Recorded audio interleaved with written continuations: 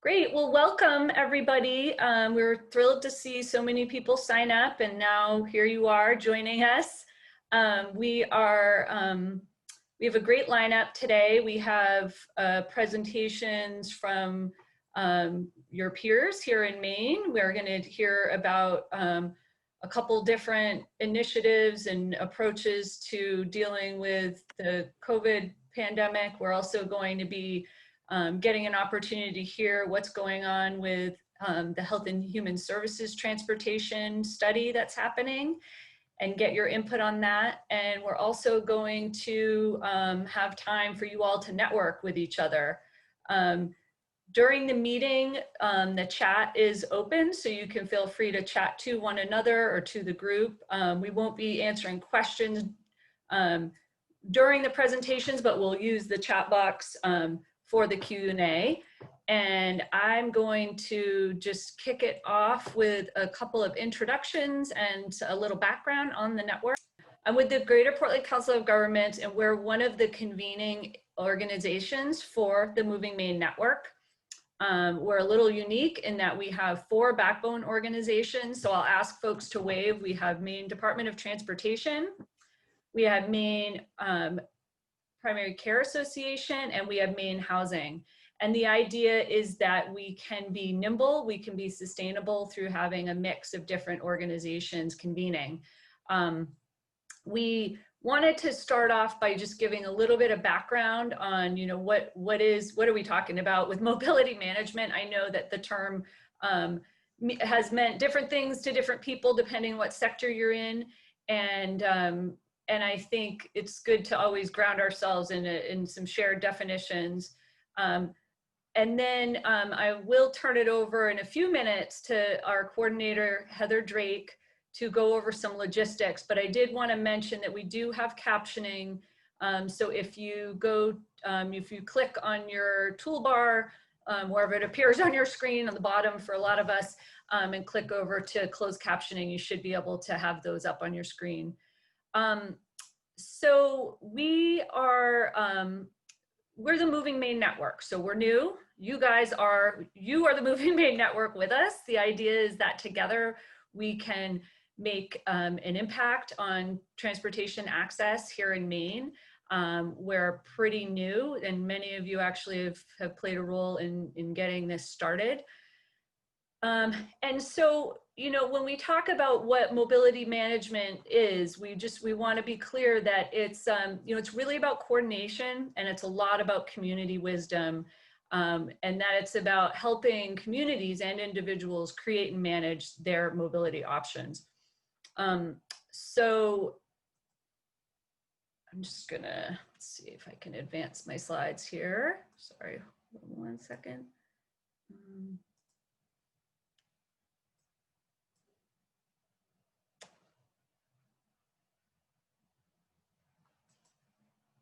Sorry about that. Just trying to get too many different screens going here. Okay, here we go. So,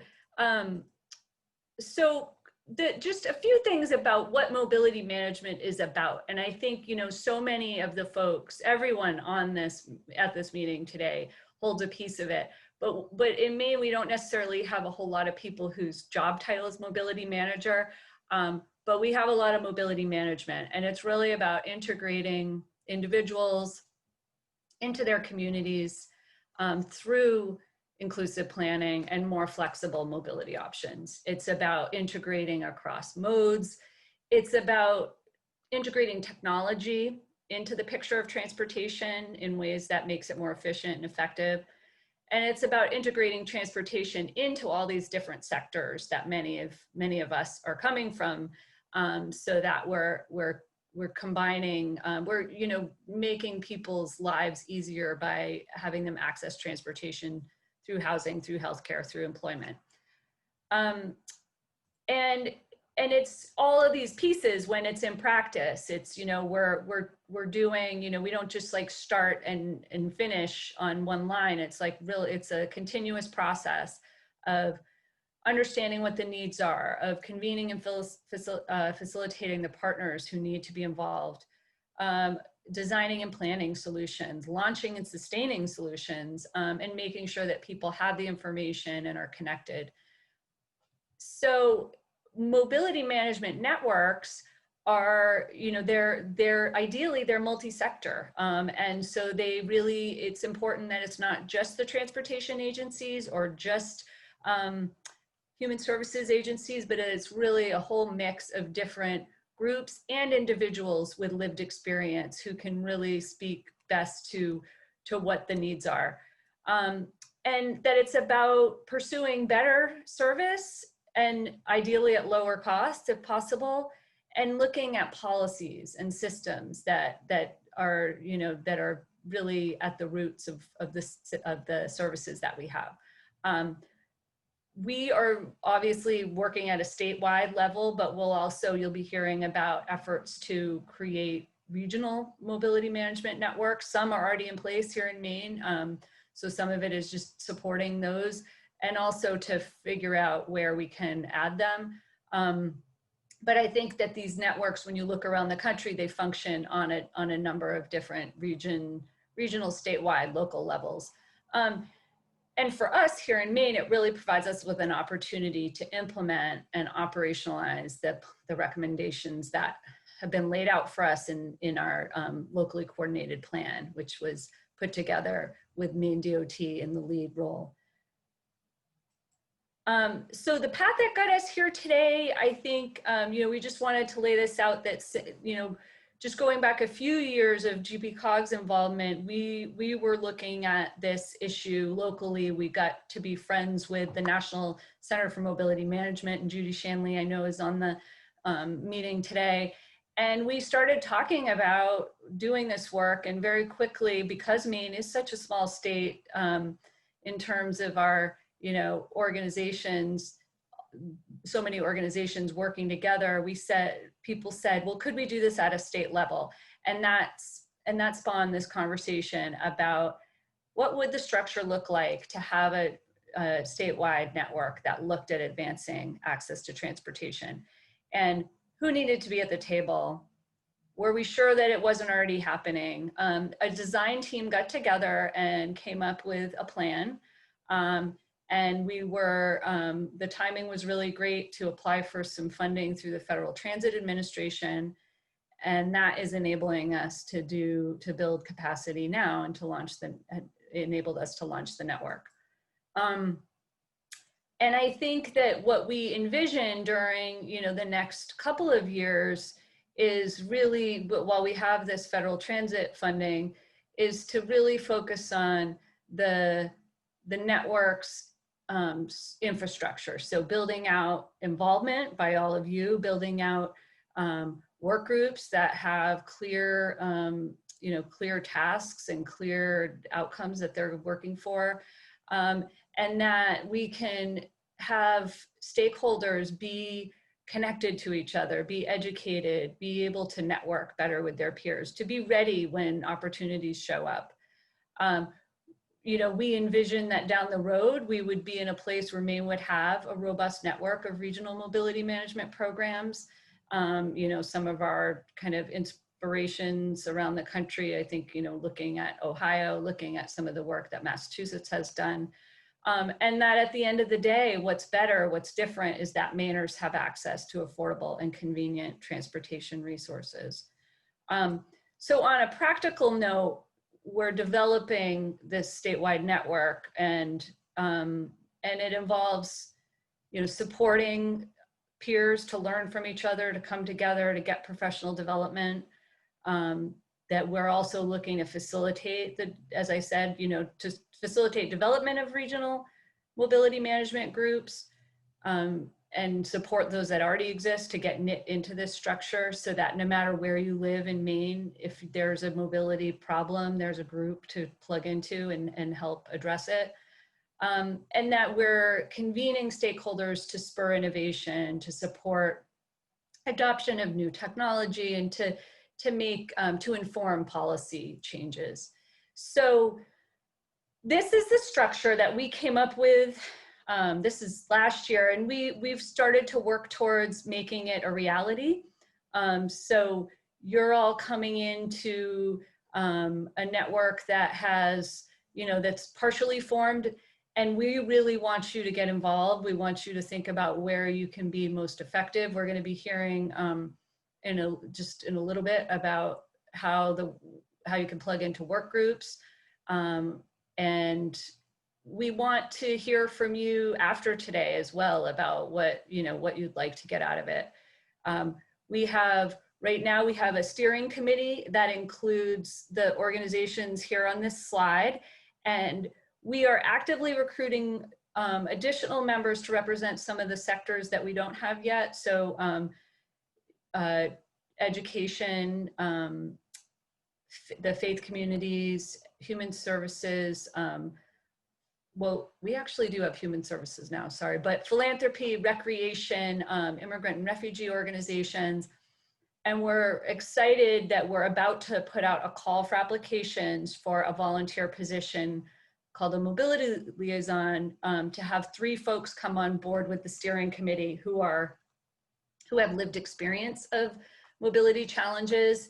And that will, you'll all get that notice. That will be, we'll be looking for people who can talk about their own experience, can share their expertise, and folks will get a stipend and some additional support to be involved.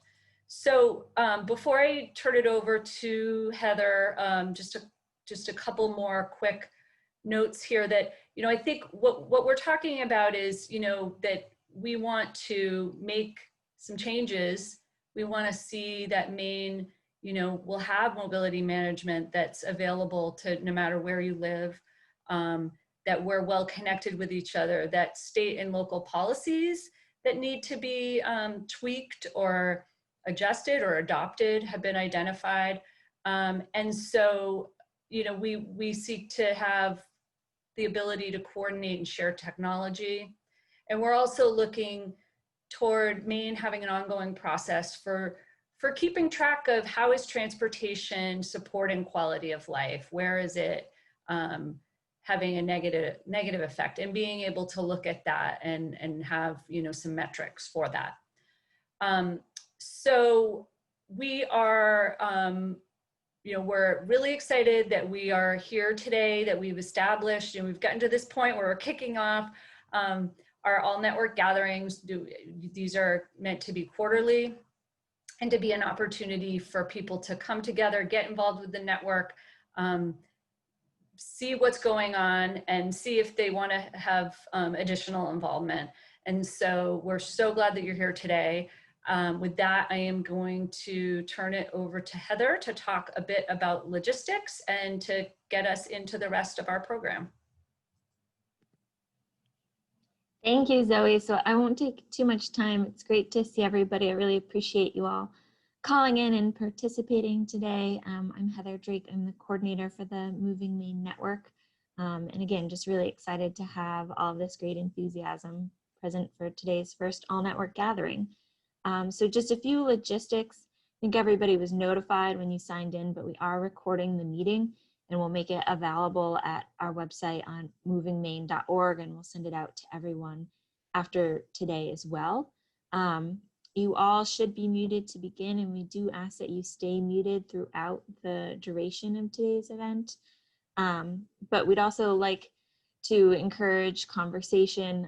So if you're able to use the chat box, we encourage you to use that to dialogue with each other. And with that said, we'd also like to know who everybody is. So if you're online and you're able to, if you can change your name, you can click the 3 dots in the upper right-hand corner of your picture so that it's your first and last name and your affiliation, if that makes sense for you, just so we can get a better sense of who's in the room today. Zoe mentioned we will take questions through the chat box, and we'll do that at the end of each presentation. And we'll also have a discussion section later on in the agenda around 3 o'clock. So please feel free to enter any questions into the chat box as they come up. If you're joining by phone only, you can raise your hand by hitting *9. If you have any technology questions or need help with that, please also use the chat box and you'll be responded to directly And it does look like there's a question that only people can chat to the hosts and not each other, but I think if you make sure you're on everyone in the two, oh, Zoe just fixed it, never mind. Okay, we're all set. You can all talk to each other in the chat box. So we'll be hearing from our work groups in just a second when I stop talking. And then we'll have a presentation where we're all in the same room.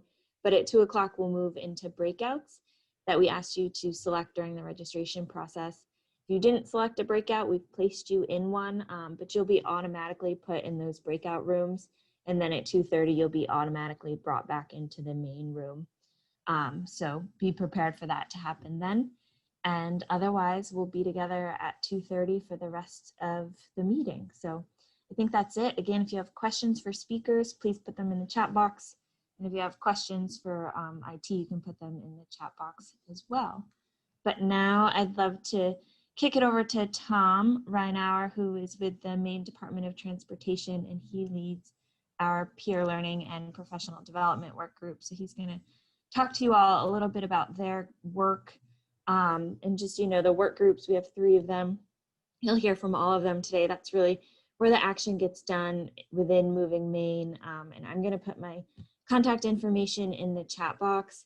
So if you're interested in joining a work group, you can email me, and we'll include contact information in our follow-up email as well, if anybody is interested. So I'll let you take it over, Tom. Okay, thanks, Heather. Hello, everybody. And so our group basically assists Heather and Zoe to organize meetings like this. So we were involved in planning for this event today. We're small but mighty. We've got only 3 of us. So we'd certainly welcome some more members if you're interested in kind of organizing things like these today and webinars. It's myself, Perry Ann from Biddeford Saco Old Orchard Beach Transit, and we also have Jessica from Harrington, drawing a blank, Harrington Family Health Center. And that's it for us at this point. So we definitely really use some help if anybody's interested. So we helped with this one. We'll have, as Zoe or Heather mentioned, a quarterly meeting. These will be quarterly, so we'll be planning the next one as well, or helping to plan it. And we also have a webinar coming up on the 30th of this month, which is marketing community transportation. So we've got speakers from National Aging and Disability Transportation Center, and we also CTAA, which is the Community Transportation Association of America. So that's coming up on the 30th. And then we've got a couple other ones coming in with Mass Mobility. We've been partnering with them. We partnered with them on the first webinar, and we'll be doing another one as well. So that's kind of what's coming up. So if you have any interest, just should they just let you know, Heather? Does that sound good? And Heather, please, if I missed anything, feel free to add to that too. Oh, that sounds great. Yes, we're just, working on putting together more webinars and learning opportunities and networking opportunities for people. So if you have ideas for events, or if there's any content that you're interested in learning more about, please let us know, and we'll follow up with all of the co-leads' contact information. But for now, if you're interested in joining, please feel free to just email me, and I put my email in the chat box, but it's heather@movingmaine.org. So thank you, Tom. We'll move over to policy and advocacy now. That's led by Hillary Colcord and Marge Kilkelly from the Maine Primary Care Association. Hi, this is Marge Kilkelly from Maine Primary Care. For those of you who may not be familiar with us, we support the community health centers around the state. There are over 70 sites, community health centers, and we serve over 210,000 Mainers, and both in urban underserved communities as well as rural communities. And our interest in transportation, obviously, is we're there for community well-being and community health. Transportation is a big part of that, but also in making sure that people can get to their appointments. One of the really serious issues facing health centers are people that cannot get to their appointments, particularly older folks, folks in rural communities who may be dependent on someone else to get them there. So we became involved in this process primarily for those reasons. Hillary Calkert is a colleague of mine at Maine Primary Care, and we've also been talking to Jess Maurer from the Maine Coalition on Aging to talk about policy. So there, I guess with everybody's world, there's like the pre-COVID world, and there's the current world, and hopefully someday there's the post-COVID world. So in the pre-COVID world, our charge was fairly straightforward, a bit daunting, but straightforward. That was to create a map of federal, state, and hopefully some local policies, and determine where we could use limited resources to make the most impact for people, and really making a difference. And so, between all of us, we certainly have experience in all those places, and started to look at that. As we are currently in COVID, things have gotten a bit more complex. And part of that has to do with people being concerned about going out at all. We know that from health centers who are working diligently to provide information to folks about the safety steps that they've taken in order to make sure that when people come to a health center, it's a safe environment and they can feel comfortable. So we know people are concerned about going out at all. And so one of the things that we've been talking about is how to, in terms of using our time around policy, to really better understand what are some of the policies that are being put in place for people to be more safe, and also how can we help to amplify that? How can we help to do some networking if we find that there are policies in one place that are particularly great and want to share that with others? So that's part of what we've been talking about. We also, the other change that we've talked about in terms of transportation is really the expanded nature of telemedicine. And so transportation is one thing, and access to services is slightly different. And so one of the things that we really want to look at is how do we mesh those things? What are the differences that we need to look at in terms of transportation, and how does it interlock with telemedicine and other services that people are able to get in other ways?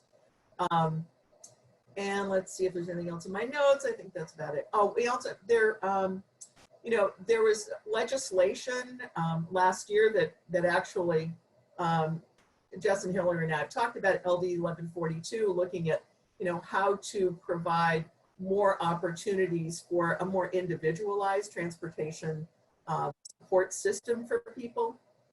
And one of the challenges we all believe we're going to be facing in this next legislature, and again, it influences our policy work, is that there's going to be such a focus on some basic survival and how to cut things without killing people, basically, that it's going to be really challenging to get new ideas in front of folks.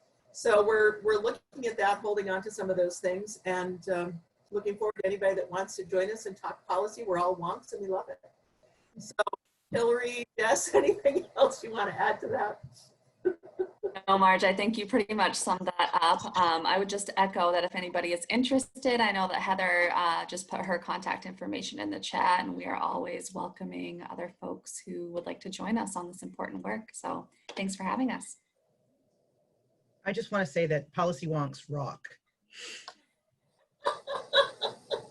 Yes, we do. We're fun.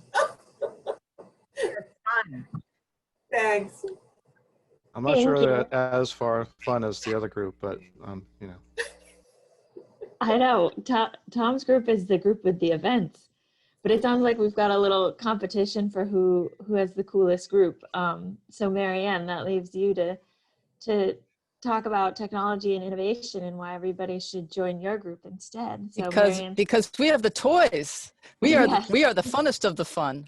So our group has not yet met. So defining our scope is going to be all of you who contact Heather and say you want to be part of this get to bring your ideas for what you think technology and innovation ought to include in regards to mobility management. But what In technology, we're looking at access to information. We're looking at, once you have information, how do you access better transportation choices?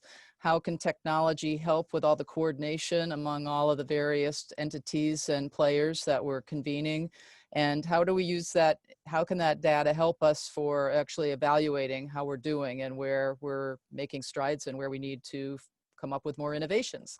And so the innovation is a separate subject, but obviously there's a lot of interlocking between technology and innovation. But innovation on itself, to me, I see that as relationships and systems and practices and anything that works.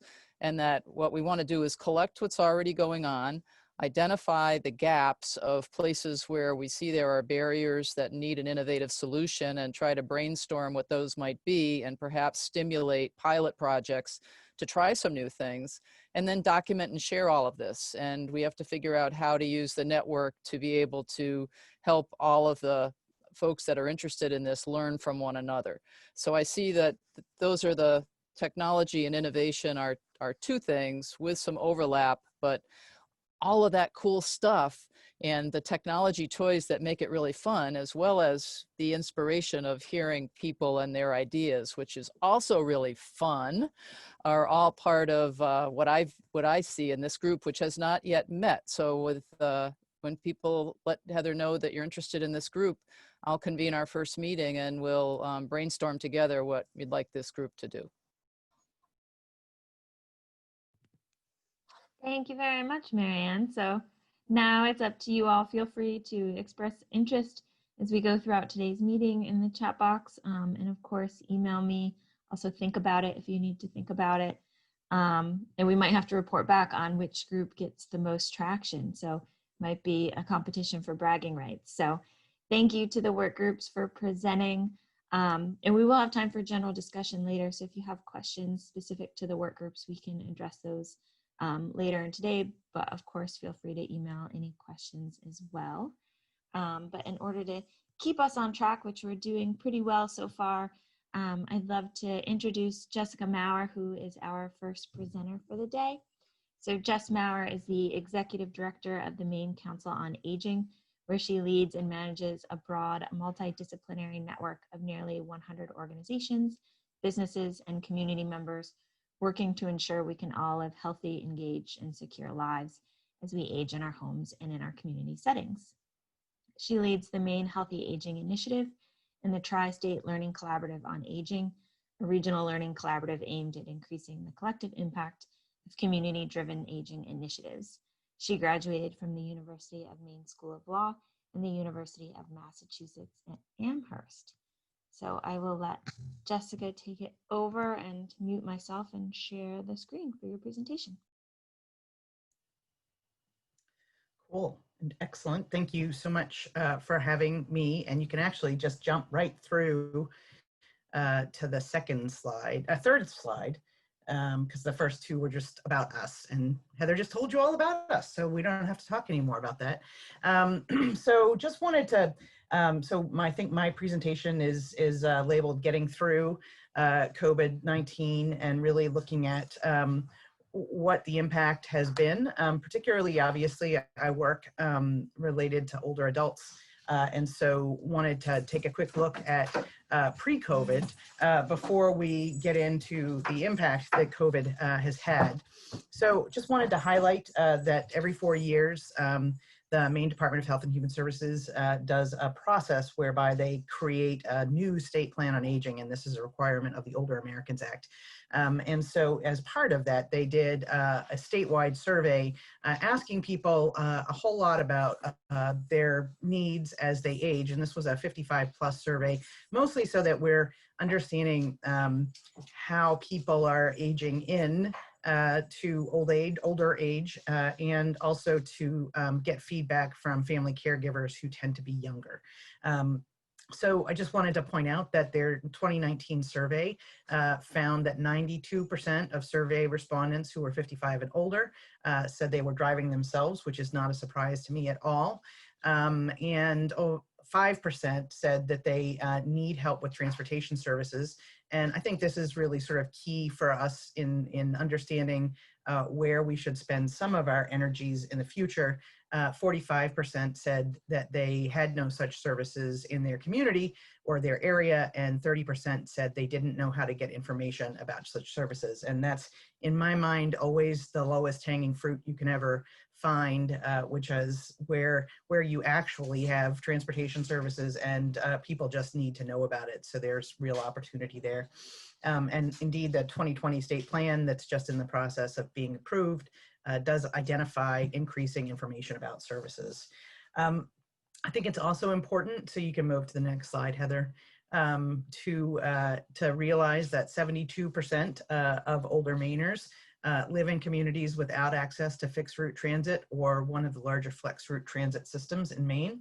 And so what that means realistically is that they're fine while those 92% are driving themselves. But when they can no longer drive, they really become reliant on others, most of them, because they don't live in areas where they can access what is traditional public transit. And what has happened is that we've seen an outgrowth of volunteer driver programs, which really last mile options, which really do help to get people who are living rurally into communities, to get food, to get access to socialization, to visit doctors, and those sorts of things. So the 2025 strategic plan recognizes the need to strengthen this kind of a network, a volunteer transportation network. And I'll talk a little bit about how that's going to happen in the future. So you can move forward.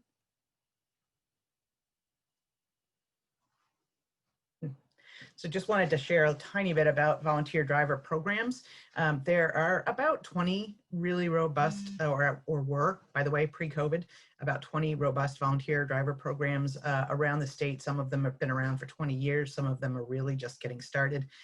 Most of them, some of them, about half of them actually, are standalone programs, and then the rest are part of some sort of a senior center or community center. Most have staff, some run on all volunteers.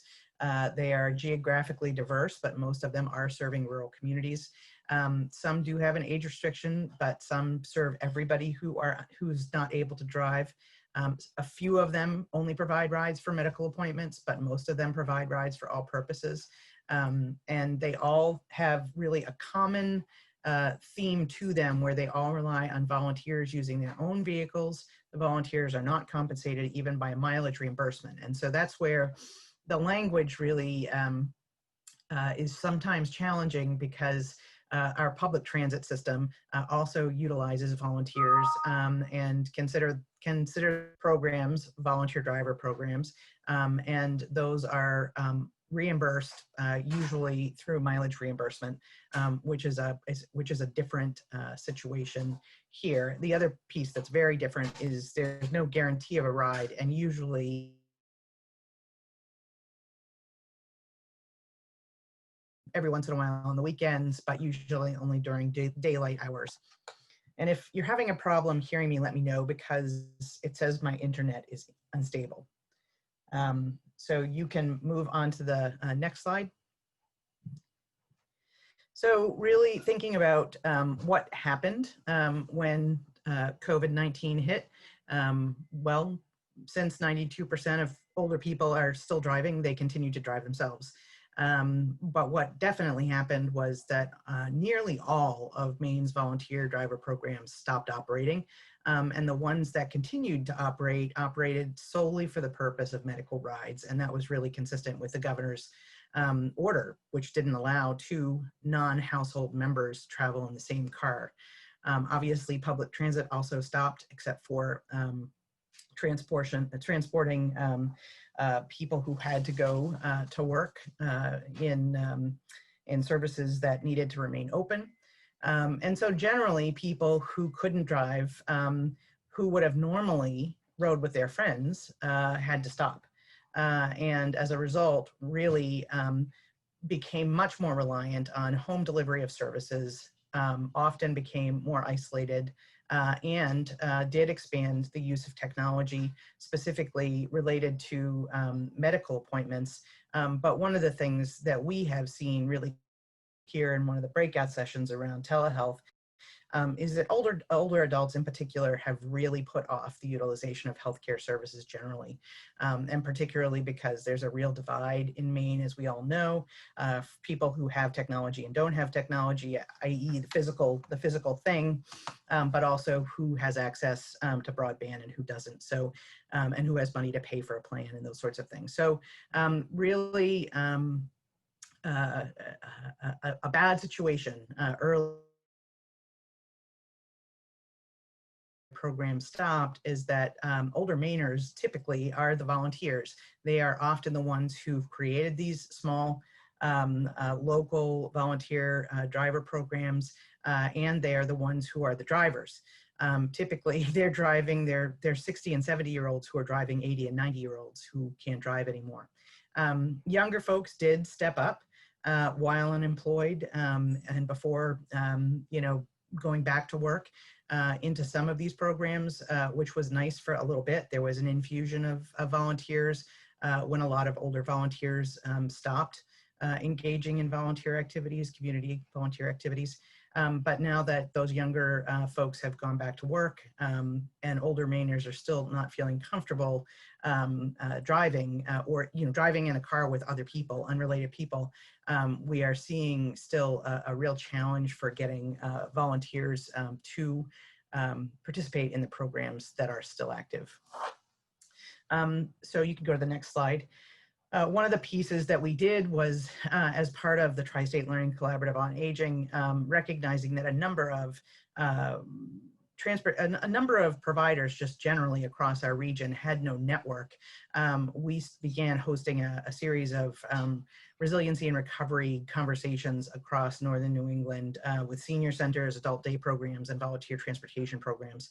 And these were wildly popular. As you see, we've had as many as 80 participants really talking about what to do because there really was no clear guidance coming from the feds or the states about these sorts of small volunteer programs. And there were just a lot of questions. So we really created this peer learning opportunity to connect them with the best information that we could find in terms of resources that were available that related to transportation of people in other people's cars.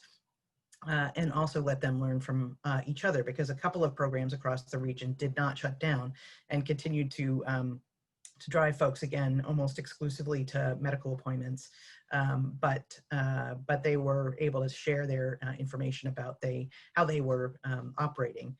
There was lots of talks about masks, what kinds of masks drivers should wear, how to sanitize, what kinds of sanitizers they should use. What was the guidance around the use of air conditioners, or whether they should have their windows open? How about plastic shields? What are the best plastic shields to use, and those sorts of things? And so it was really helpful, but I still think what we were seeing as we were having these two conversations, we have our third conversation coming up actually on Thursday, was that most of the programs were still pretty apprehensive about opening up, and really didn't think that they would open up until the fall. So you can go to the next slide. So sort of thinking about where we are now is that, as Marge mentioned in her advocacy update, many older people are not ready to resume the use of public or volunteer transit until the threat of COVID is reduced or eliminated. That means that they are not going to volunteer, and it means that they are likely going to continue to rely on delivery of services to their home, which is really not something that we're going to be able to sustain long term. A lot of these volunteer programs have lost steam. They lost volunteers. Some have lost money because they are used to doing certain kinds of fundraising. And at least one program we've already heard of is not going to reopen. It's clear that they need to get information out to their riders to help them feel safe resuming to use the service. and that we need to better support the volunteer driver network generally. So the good news is, I'm going to go on to my last thoughts, is that DOT, the Department of Transportation, has issued a request for proposal for a volunteer transportation network consultant. And honestly, the timing is perfect because realistically, there's really not been a better time to begin to help getting these programs back up and running and better connected to public transit in their areas. And I'll also say the idea is that we will connect this consultant and the volunteer transportation network into Moving Maine so that it'll be very engaged and collaborative and active with Moving Maine.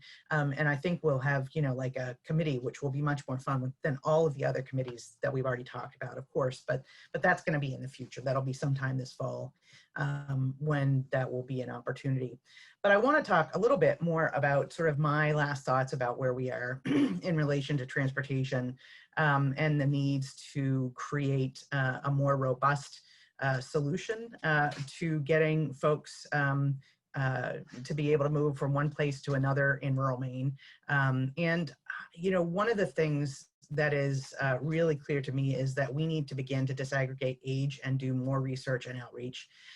When I told you that previous statistic that in 2019, 5% of Mainers 55 and older said that they needed help getting transportation, that number is still really big, and I think that would be surprising to people. So that's 25,000 people are 5% people 55 and older. I think it's really important for people to understand.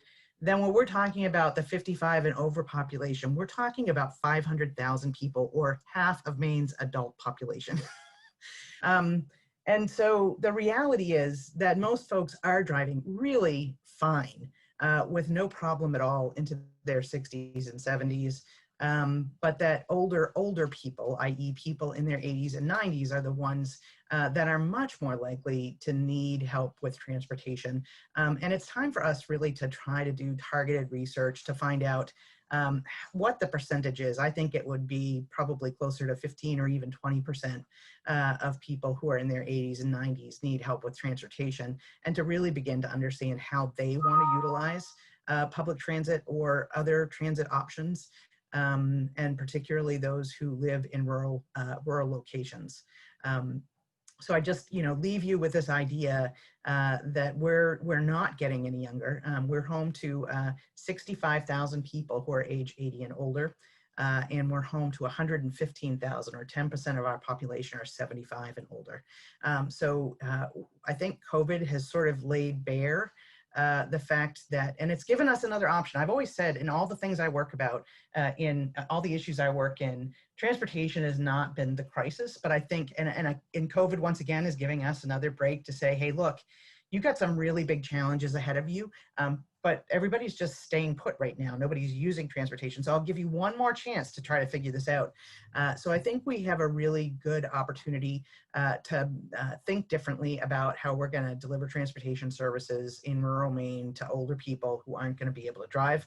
And we're going to have to figure that out pretty quickly. So I think that's all I'm going to leave you with. There are a couple more slides, which I did share, I threw in, which were just resources that we shared with the volunteer driver programs, which were really useful to them. And I just wanted to make them available to all of you.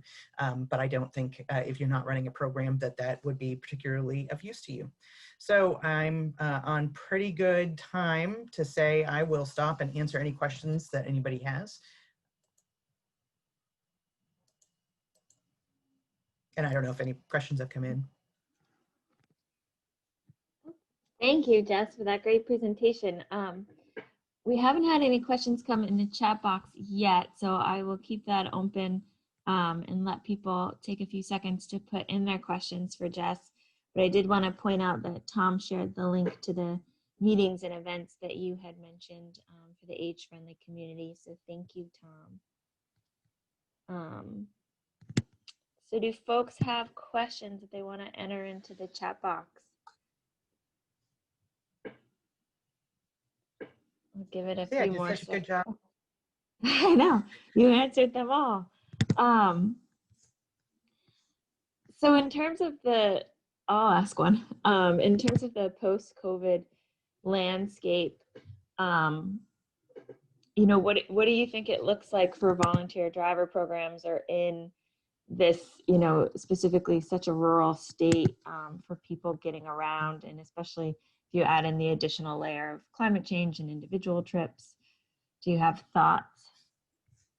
Yeah, I mean, I don't have immediate thoughts. What I do know, I mean, we've been in touch with many public transit providers across Maine during this time. They're having a terrible time getting volunteers as well. Their volunteer cadre were older adults, and so the good news is that they haven't resumed full services either. But I think if we are come to a place where we are up and running, or you're just gonna, I mean, it comes more back to this idea of the have and the have-nots, that older adults, until there is some sort of reliable vaccination or other reliable enough protections from contracting the virus, they're gonna be apprehensive about using public transit or the volunteer driver programs.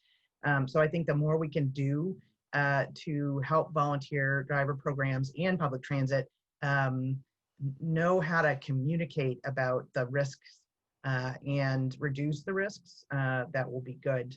But I really think we're going to see a sustained challenge to anything volunteer where older people were the volunteers and they're not that keen on going out. Yeah, and that was reiterated by one of the comments that Elsie Fish has started back up, but only a few people are willing to drive. And mostly it's just been a few new riders who are seeking rides. So you have that double, people don't feel safe riding, but also don't feel safe driving either. So a double-edged sword there. We had another question, and we are taking questions in the chat box for folks, so if you want to take them in. Was how does the impact of a lack of rides affect whether or not people are able to get services?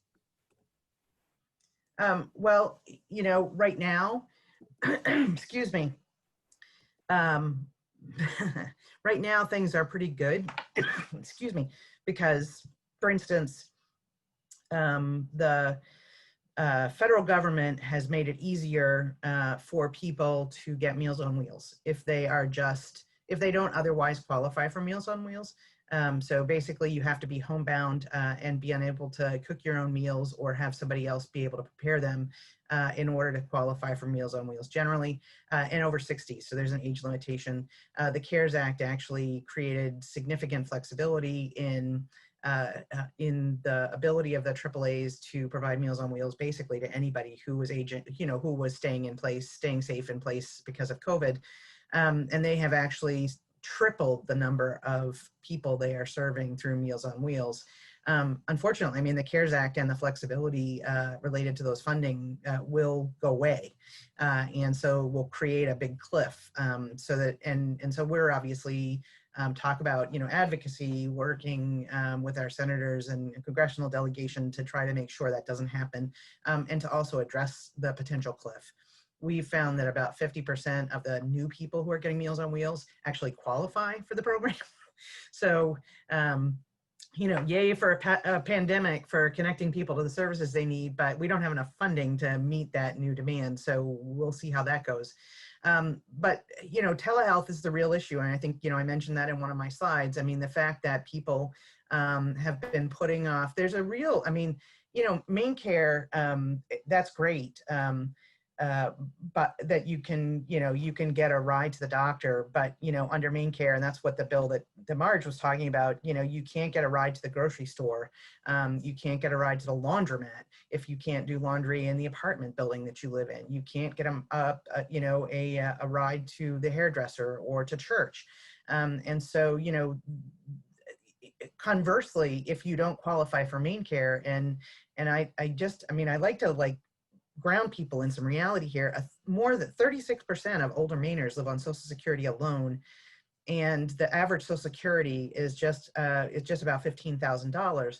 And so these folks basically are never going to qualify. You can't spend down your income, right? They're never going to qualify for Maine Care, so they're never going to gain access to medical rides. And that's one of the things that's really so critical about these volunteer transportation programs that are really rural, is they get people to the doctor, they get people to the grocery store, regardless of whether there's a payment source or not, because there's no payment involved. So really it comes down to whether a provider, a healthcare provider, whether it's behavioral health or medical care, can get technology into the hands of that person who can't get a ride to the doctor, and whether people even know that they need a ride to the doctor. I mean, that's like and I know some, and Marge, you could certainly talk to this. I think some FQHCs have really stepped up their game about trying to get transportation or pay for transportation for folks because this is such a barrier. But again, you need somebody to be able to provide it. And if, public transit and these programs don't have volunteers, who's going to provide the service? So I think it's going to have a big impact on health ultimately. I don't know, Marge, what you think. No, I mean, I think that's exactly right. And one of the other interesting things about telemedicine is the waivers that we've gotten to to expand telemedicine, and actually even to include just a telephone call in terms of telemedicine, are also in the CARES Act, and someday those are going to go away. And one of our priorities is to make sure that they don't, because they have served people well. But it's the health centers, many of them are using funds that they have available to do transportation, whether it's transportation for healthcare appointments, but also I know of at least one that provides transportation so people can come pick up a bag of food at the health center, because for some of their people, it's 40 miles to get there. And so even if you had a vehicle, you might not be able to afford to go 40 miles, or if you're depending on your neighbor, you may not be able to get there. So it's a critical linchpin to health, whether it's health food or health and well-being mentally, or health physical. Yeah. Oh, and we've seen, these small groups pop up all over Maine. Maine was already home to about 130 towns that were doing some sort of age-friendly initiative or aging in place initiative. So that was great. Unfortunately, a number of them, sort of also because they're run by older adults, sort of flailed about for a while. But some really stepped up, and then others popped up. So there's been a very robust response to getting people in local communities the food they need, the socialization sometimes they need, but the healthcare piece is really the missing piece. And the AAAs, I just want to let folks know, also have gotten a small grant, and they're running them slightly different, but they have access to tablets now and are giving them away to people who need to access telehealth. And who want to participate in evidence-based programming and have our opportunities for socialization. So I can say for sure that Aroostook, Seniors Plus, and Southern Maine Agency on Aging have a tablet program up and running. I would have to check on the other two, but they're really trying to do that as well, is to get technology in the hands of people who need it. Thank you. And Eric shared another comment.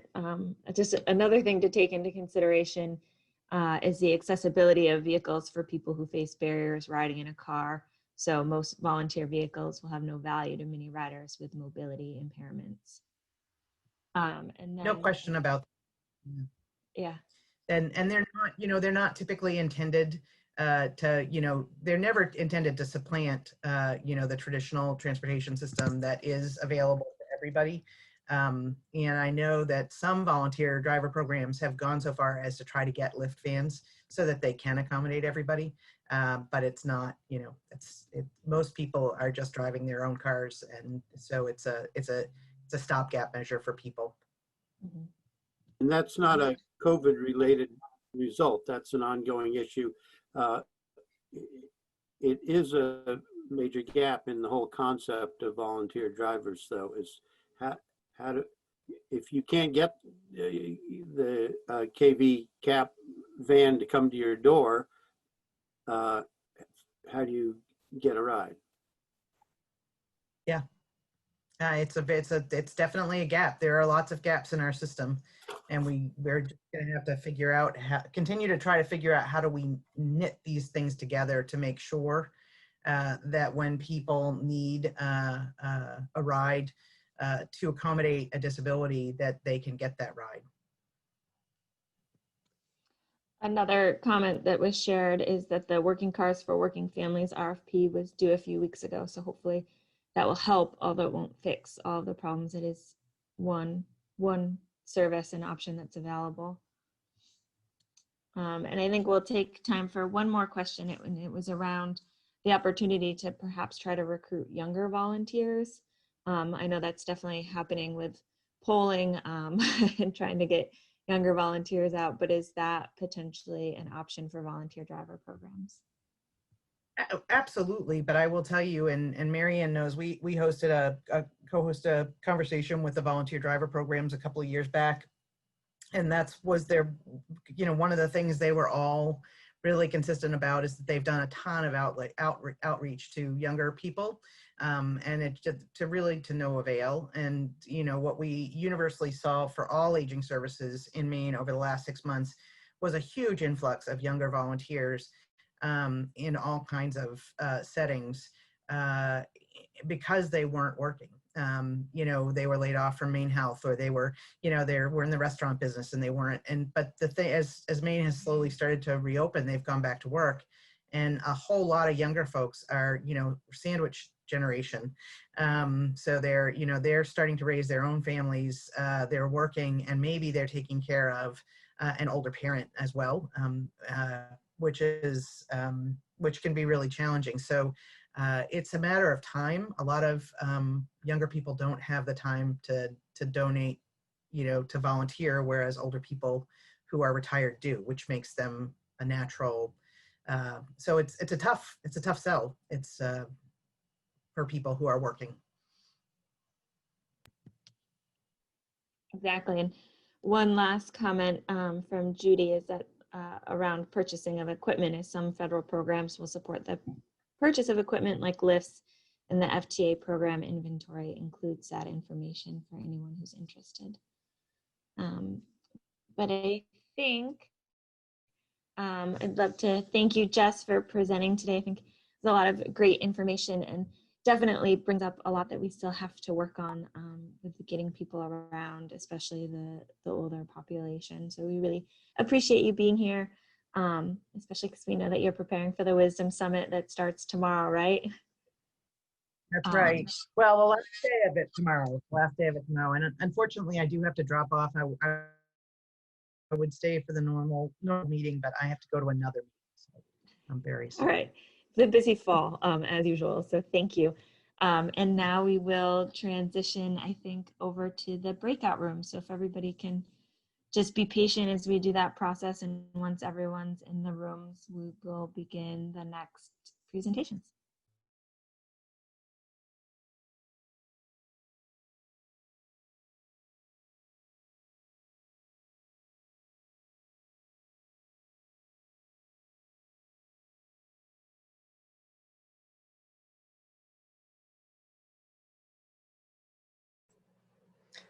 Hi, everybody. So this is let's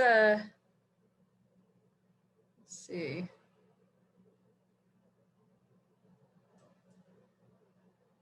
Hoping I've ended up in the right breakout room, but it doesn't look like I have.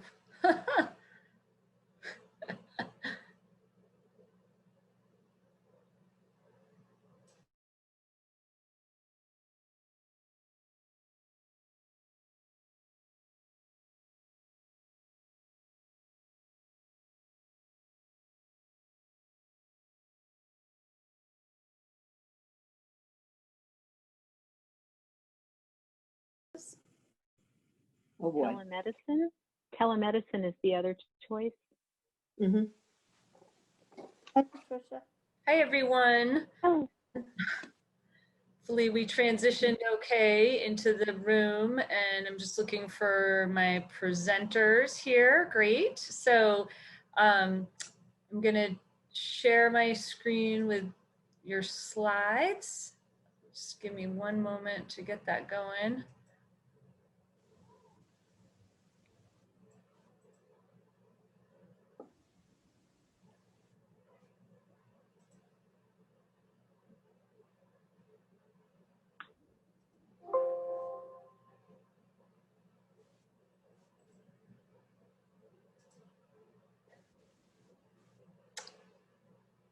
Okay, so are folks seeing the slide on the large screen there? Yeah, okay.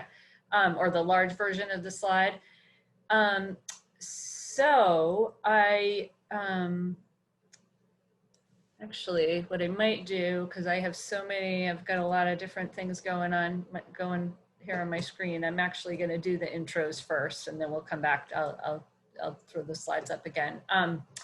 So we're really pleased to have our friends here who've been doing age-friendly work and going to share with us about what that's looking like right now.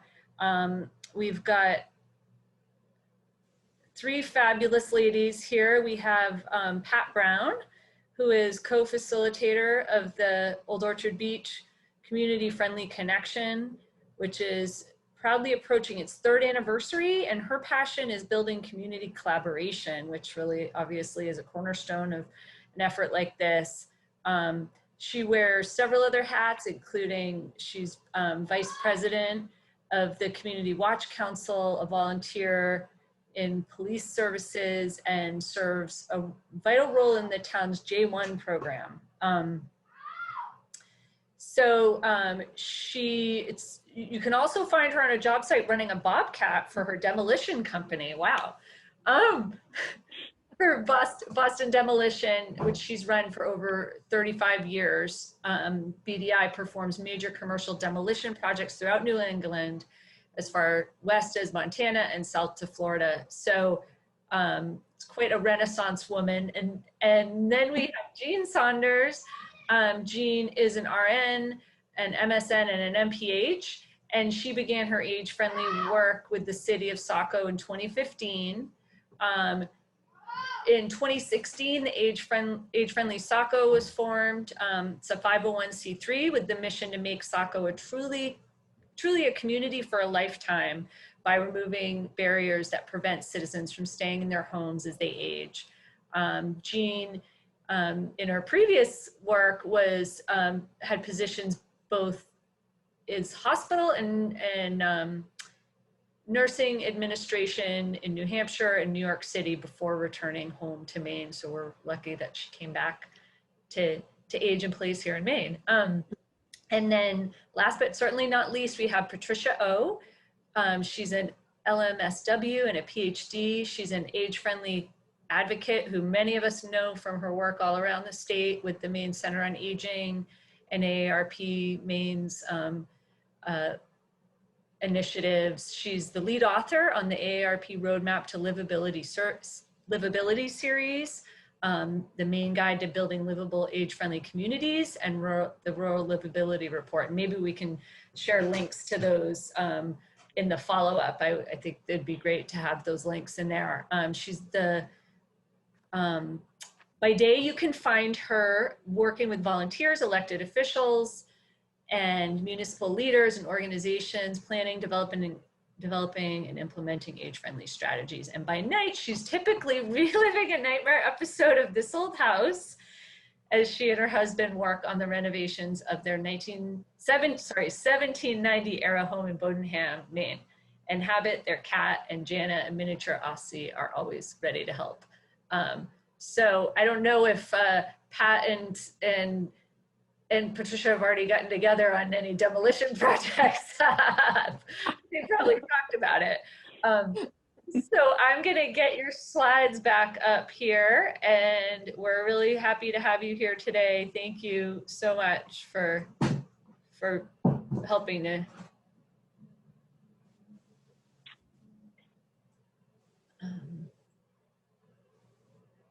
okay.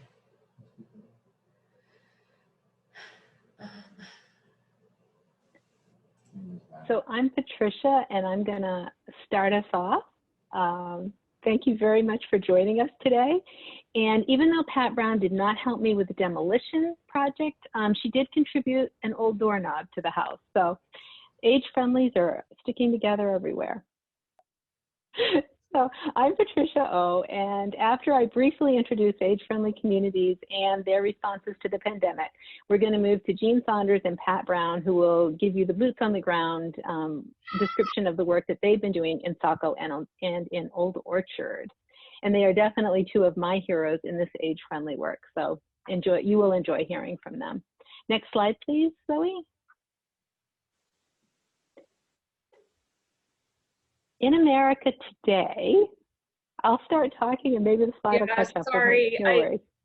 my apologies. I think what I'm going to do is download it again and see if it'll work now. Or if Marianne's supposed to be my backup. Marianne, do you have it up on your screen? Or I'm so sorry. I don't know why it's. I mean, I think it is the enable editing thing. Yeah, sometimes you have to take it out of protected view to get it to be cooperative. And then Marianne, we're on the third slide. So a 10-year-old child who's born today, not who's born today, but who's alive today, actually has a 50% chance of living to be 100 or more. This is a challenge and an opportunity for Maine's municipalities. They're having to move from community and economic development that focuses on young families to include the diverse experiences of people who want to remain active and engaged in their communities as we age, just like most of us do. Next slide, please. None of us are born to rock, watching life go by. Not only are we living longer lives, we're all living healthier lives. Maine has a tremendous asset in the number of older people living in our communities with skills, talents, and life experiences that age-friendly communities can mobilize to make changes that benefit residents of all ages. And you're going to hear about some of that from Jean and from Saco, from Jean and from Pat. Sorry about that. Next slide, please. I mean, I'm with you on that, but I feel like more than 70 municipalities have joined the ARP network of age-friendly cities and communities. And as you heard Jess say, a lot of other communities are following a very similar path, but they haven't formally joined the network. Generally, in Maine, most of these initiatives are all volunteer efforts. So the work that they're doing is really impressive. This figure shows the 8 areas of community life that are essential for older people to thrive in their communities. Each age-friendly community in Maine builds on local assets and resources to make changes that residents need and want. And they look at their community assets, they look at the needs in the community through the lens of these 8 domains of livability. Because every community is different though, every age-friendly community is also different. And as you will notice, most of the age-friendly communities in Maine are working on transportation initiatives of one kind or another. And then next slide, please. As you've heard, transportation is challenging in Maine, especially for rural people. The ride on the back of the tractor is not really the ideal way to get around. Thinking strictly about transportation, when COVID hit, there were 2 kinds of communities. Those with volunteer transportation programs that you heard Jess talking about, and those that did not have them. However, all of the communities face the need to connect residents to the things that people need, to medical care, to social opportunities, to the things that people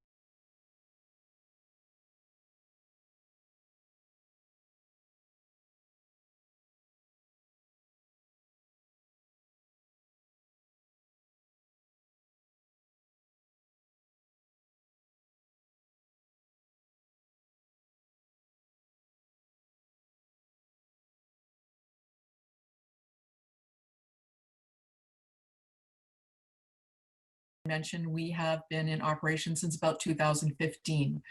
So obviously the pandemic caused us to reconsider, since many of our volunteers are, in the category that really needs to socially isolate.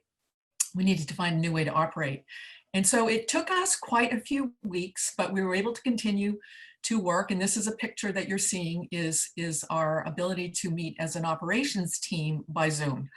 So this is the way that we were able to continue to marshal our resources, have our conversations, and get things started.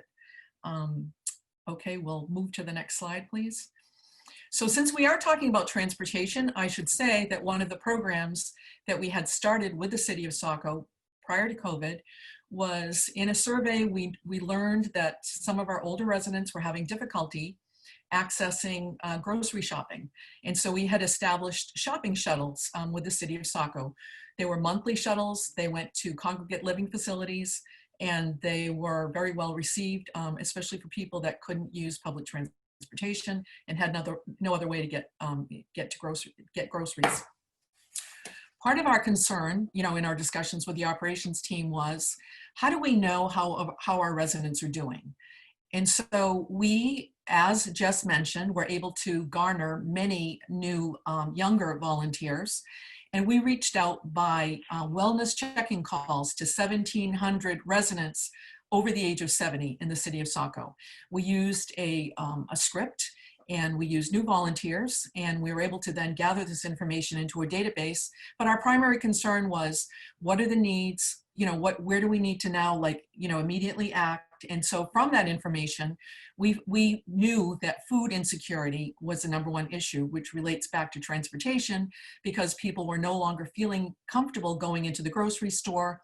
And so we were able to form a committee with the city of Saco, and we were able to have a conversation about, wouldn't it be great if we could offer to our seniors once a week a hot meal? And so with the Saco Parks and Rec Department partnering with local restaurants, we were able to provide between 250 and 300 hot meals a week to our residents that would sign up ahead of time. This was completely free, and it was a contactless sort of process, because we had everybody would drive up, and the food would be placed into their car.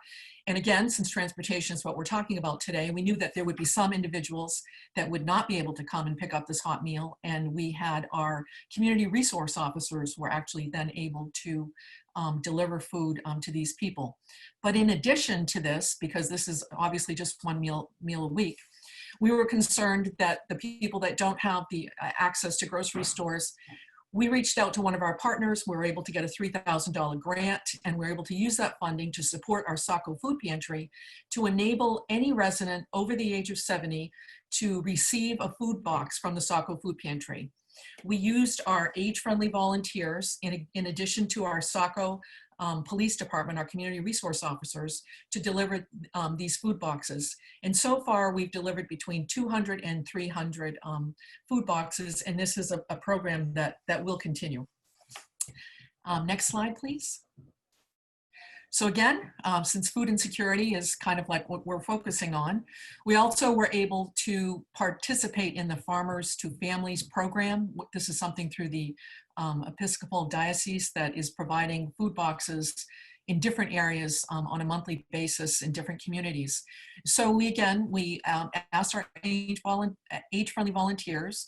We collaborated and coordinated with our local congregate housing facilities, and we were able to deliver 125 food boxes at that time. We also continue during this process, because part of what we're trying to do is to continue services and enable our volunteers to still be able to provide services, but obviously in a safe way.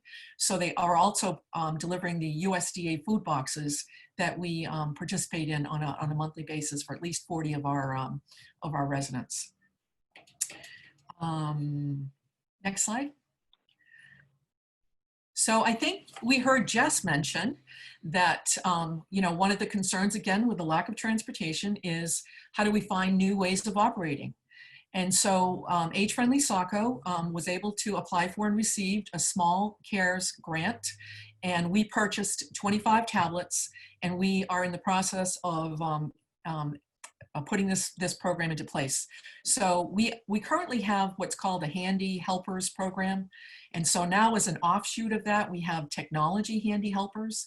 And one of them you see in this picture sitting right there on the right, David Steed. He is teaching this resident, she's 89 years old, how to access her family, how to use FaceTime, how to access telehealth, even do Zoom calls. So we are standardizing our tablets with particular applications as we give them out to our residents, and helping them also access the internet through a low income cost program that the city of Saco has through Spectrum. So this has been a really great way, because our computer room in our local library is closed, and will remain closed because of ventilation issues. So we had heard from our residents that they were not able to access, to bridge the digital divide. So this is our way of trying to help that, and also to help people start to access things like telehealth. We also, I should mention, as part of this program, we hand out Alexa Echo Dots at the same time, and she was also a recipient of one of these devices. And we find that these virtual personal assistants have become a really positive aspect of socialization during the pandemic, because she on a daily basis has children on a daily basis, asks what the weather is in different parts of the country where her children live. And this is also an opportunity for people to set up reminders, like when they're leaving the home. Did I shut off the stove? Do I have my keys? Did I take my medications? So it's been a very positive aspect of our technology handy helper program.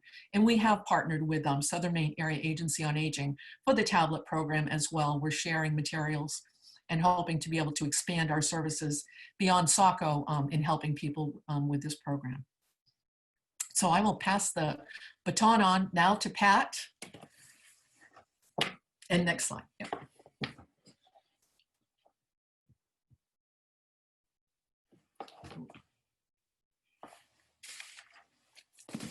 Oh, Pat, you're muted. Pat. Okay, well, I just gave the whole presentation. All right, what this slide refers to is communities that have or do not have transportation programs. And we did hear Jess talk a little bit about this. And in Old Orchard Beach, we do not have a transportation program, a formal one. And one of the primary reasons is because of the insurance. We, as the leadership group of our organization, looked at what the risks were for drivers that were volunteers, and found that what we believe is that what's needed is to have first dollar insurance. These volunteers are already giving a lot of themselves, volunteering their time and their vehicles for transporting people. And if there's an accident and their insurance kicks in first, now that's putting them at great risk. So what I'm really hoping is, and I know that in COVID, we have new problems and new restrictions and new situations, but eventually there will be a time when we're post-COVID. And in order to have these kinds of driver volunteer programs, I'm really hoping that there's an agency or a group or somebody somewhere that's looking at providing first dollar insurance for these drivers. Now, what we were able to do because of COVID was to develop a new way for volunteer drivers to help older adults. And there were calls that were coming in for people that were looking to have groceries delivered to their homes. And so our community team leader, development team leader, Holly Corder, worked with our community partner, Landry's, who is, Landry's is a local store in town that is a Hannaford brand. So they have all the brands that Hannaford sells right there in their little community store. So she worked out the whole system that enabled a partnership with Landry's that made it so that our volunteer drivers were able to go to Landry's and do the grocery shopping for residents that asked for that service and deliver it contact-free to the doorstep of those residents. So it resolved that whole insurance problem, because the only thing being transported were groceries. So it's something that really did meet a need, and it did expand a bit into prescriptions. If it involved having anything that was perhaps an opioid prescription, then our fire chief would go and pick up that prescription and deliver it. So I should have said next slide a couple of times. So if you would do, that's our Landry's, and they were just absolutely fantastic. They've been coming up with new solutions as time has gone on, and it continues to be a great partnership. So the next slide, please. During that time, we had to stuff the bus, and something new came. It was very successful, and we had a lot of food and supplies and finance dollars that were given to a local food pantry. And in conversations with that food pantry, they told us that what they saw was a depletion in participation by the local residents. And we were trying, and they felt that it was because there was that transportation by friends or neighbors, that was no longer happening. People didn't want to ride in cars with anyone. So how were we going to be able to solve that problem? We were trying to think about what to do about that when our local state rep, Lori Gramlish, contacted us about the same program that Jean had talked about, which is the Farmers to Families Food Box program that happened in Biddeford. She wanted us to help coordinate this in Old Orchard Beach. So we developed the same partnerships with those same organizations that Jean mentioned, but we also brought in our rec department. And our rec department had just recently established their residence in the Old Orchard Beach ballpark. And I believe if you would show the next slide, it shows the operation of that day. So this is the flyer that we had, that we just put all over social media. But then we contacted every community housing project or housing community that had property managers, and the property managers passed this out to all their tenants. And their tenants were, it said whether or not they would like to have a box delivered. So we had our volunteers deliver boxes to those locations, and also had them delivering boxes to individual homes. The top right picture, well, first you'll see that the best thing about this was the no contact part of it, where they would say how many boxes they were there to collect. And so the people would drive in and our volunteers would put it in their trunks for them. Then the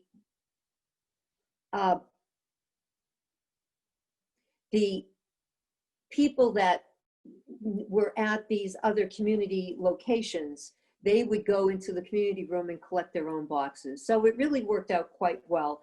Within 3.5 hours, we had distributed 1,000 boxes from the USDA program, and another 800 boxes that was from Maine Youthful. I have to think about what their organization was, but it was fantastic. So 1,800 boxes within 3.5 hours. It was a good operation. So the next slide, please. This kind of sums it all up, that for all of us, and I know that we all agree with this, that a little kindness can truly change everything.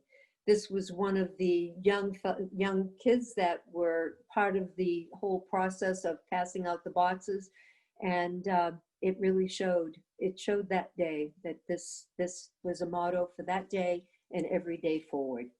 And that's it. So I thank you. And we will entertain questions. Great. And so we have Kathleen, who's one of our members of the work group that helped plan the event, to facilitate a couple questions. You should know we are going to get automatically moved back into the main session in about 3 minutes. Okay. Oh, Kathleen, you're muted. Thank you for that.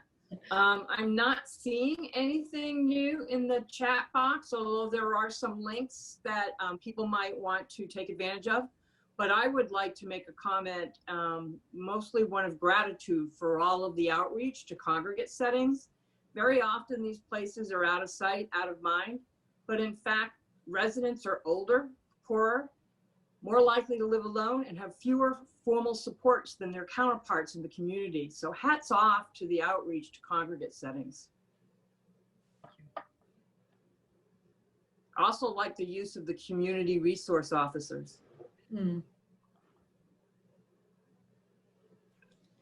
Someone said, thank you all for your great and important work. I couldn't agree more.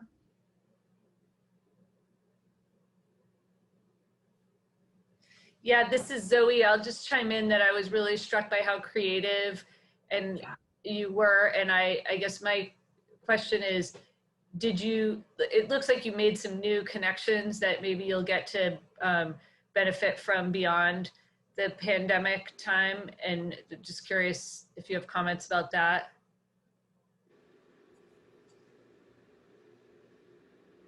And that would go to any of you, I guess probably Jean or. I'll jump in. Yes, I think that we have established obviously a closer relationship with our Saco Food Pantry and look forward to continuing that sort of service that we've been providing. Also, as you said, the community resource officers were phenomenal, and they have actually, because we've sometimes been asked to assist in communities outside of Saco, we will ask them, and they have provided food to other communities for people in need, during this time of COVID. So absolutely, I think that we've established new partnerships.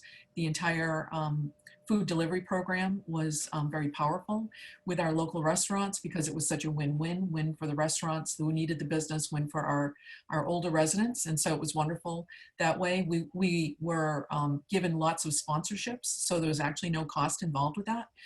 So all of it together just, I think, created a greater sense of community and enduring relationships, I do believe. Great, thank you so much. And I hope that we can, if folks have other questions, we can get to them during the general networking time. We're going to go back to the main session now. Thank you.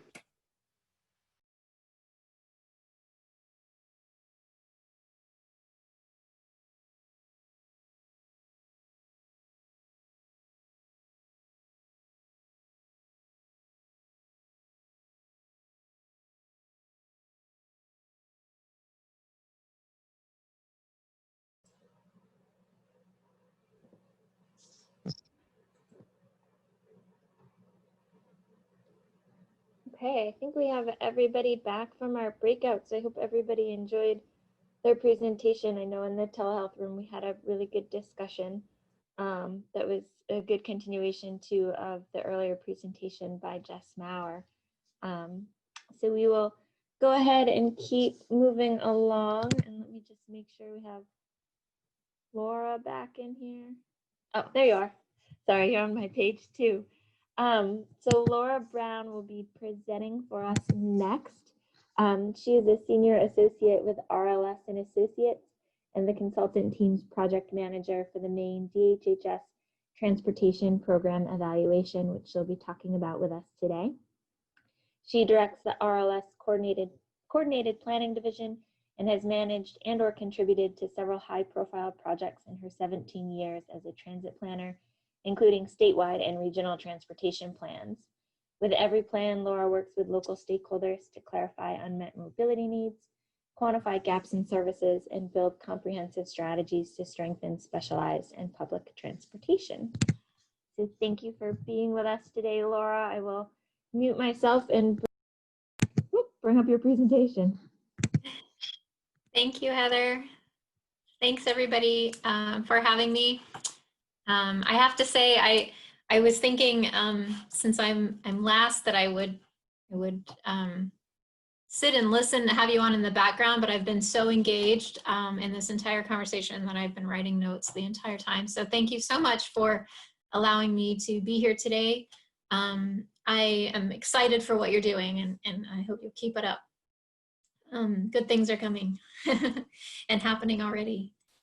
So I'm here today to present to you a little update on what we're doing with the Maine Department of Health and Human Services Transportation Evaluation. RLS and Associates is working with AECOM on this project, and Jill Cahoon is my main partner from AECOM. And so I'm going to give us a little update, and then hopefully we can have a discussion afterwards. Next slide. In case you're not familiar with this project, I'll give you a little background information. It's back in April of 2019, Commissioner Lambrou initiated an internal review that was conducted not by RLS or AECOM. This was before we were involved in it, but they wanted to take a look at all of the transportation programs for these 4 offices in particular. So the transportation services that are provided for beneficiaries of these programs: Child and Family Services, Behavioral Health, Aging and Disability Services, and Maine Care Services. Next slide. And they found that each program, when they did their internal review, each program had some different requirements in terms of performance and safety and reporting and accountability. And so they came up with strategies and implemented those too through their current contracts in each program that would help within each program, within each office, align the standards, basically align the requirements for performance, align the requirements for reporting, and to make more consistency and improve the administration and oversight of those programs. And that's been working so far. And then the next slide brings us to today, where they wanted, as a follow-on to that study, an independent assessment. And that's what's happening now. That's what I'm here to present to you. We initiated this project just a few months ago, I guess it's been now. And the purpose of it is to determine if the current structures, organizational, administrative structures, and the procedures for providing transportation in those programs, if there's any room for combining them or changing how they're done, so that across those 4 offices, across those 4 programs at DHHS, is there a way to streamline the way they're administering the transportation programs that better than what they're doing already? They've already made improvements. Is there something more we can do to combine it across programs? Is there something different they can do in terms of delivery of transportation services? Same for accounting and billing and all the backroom processes that go on. And so we're taking a look at those aspects of how the transportation services for those particular programs are provided. We're looking at how the brokers are working. We're looking at the transportation providers, and then essentially how it's coming down to the people that are using the service and how it's impacting those areas. The goal is to have improved efficiency and performance, improved access to DHHS transportation services for people that are eligible, and better coordination. And next slide. That's kind of the coordination piece, especially is important for today, I think, and for this group going forward, and how we can work together through the planning process.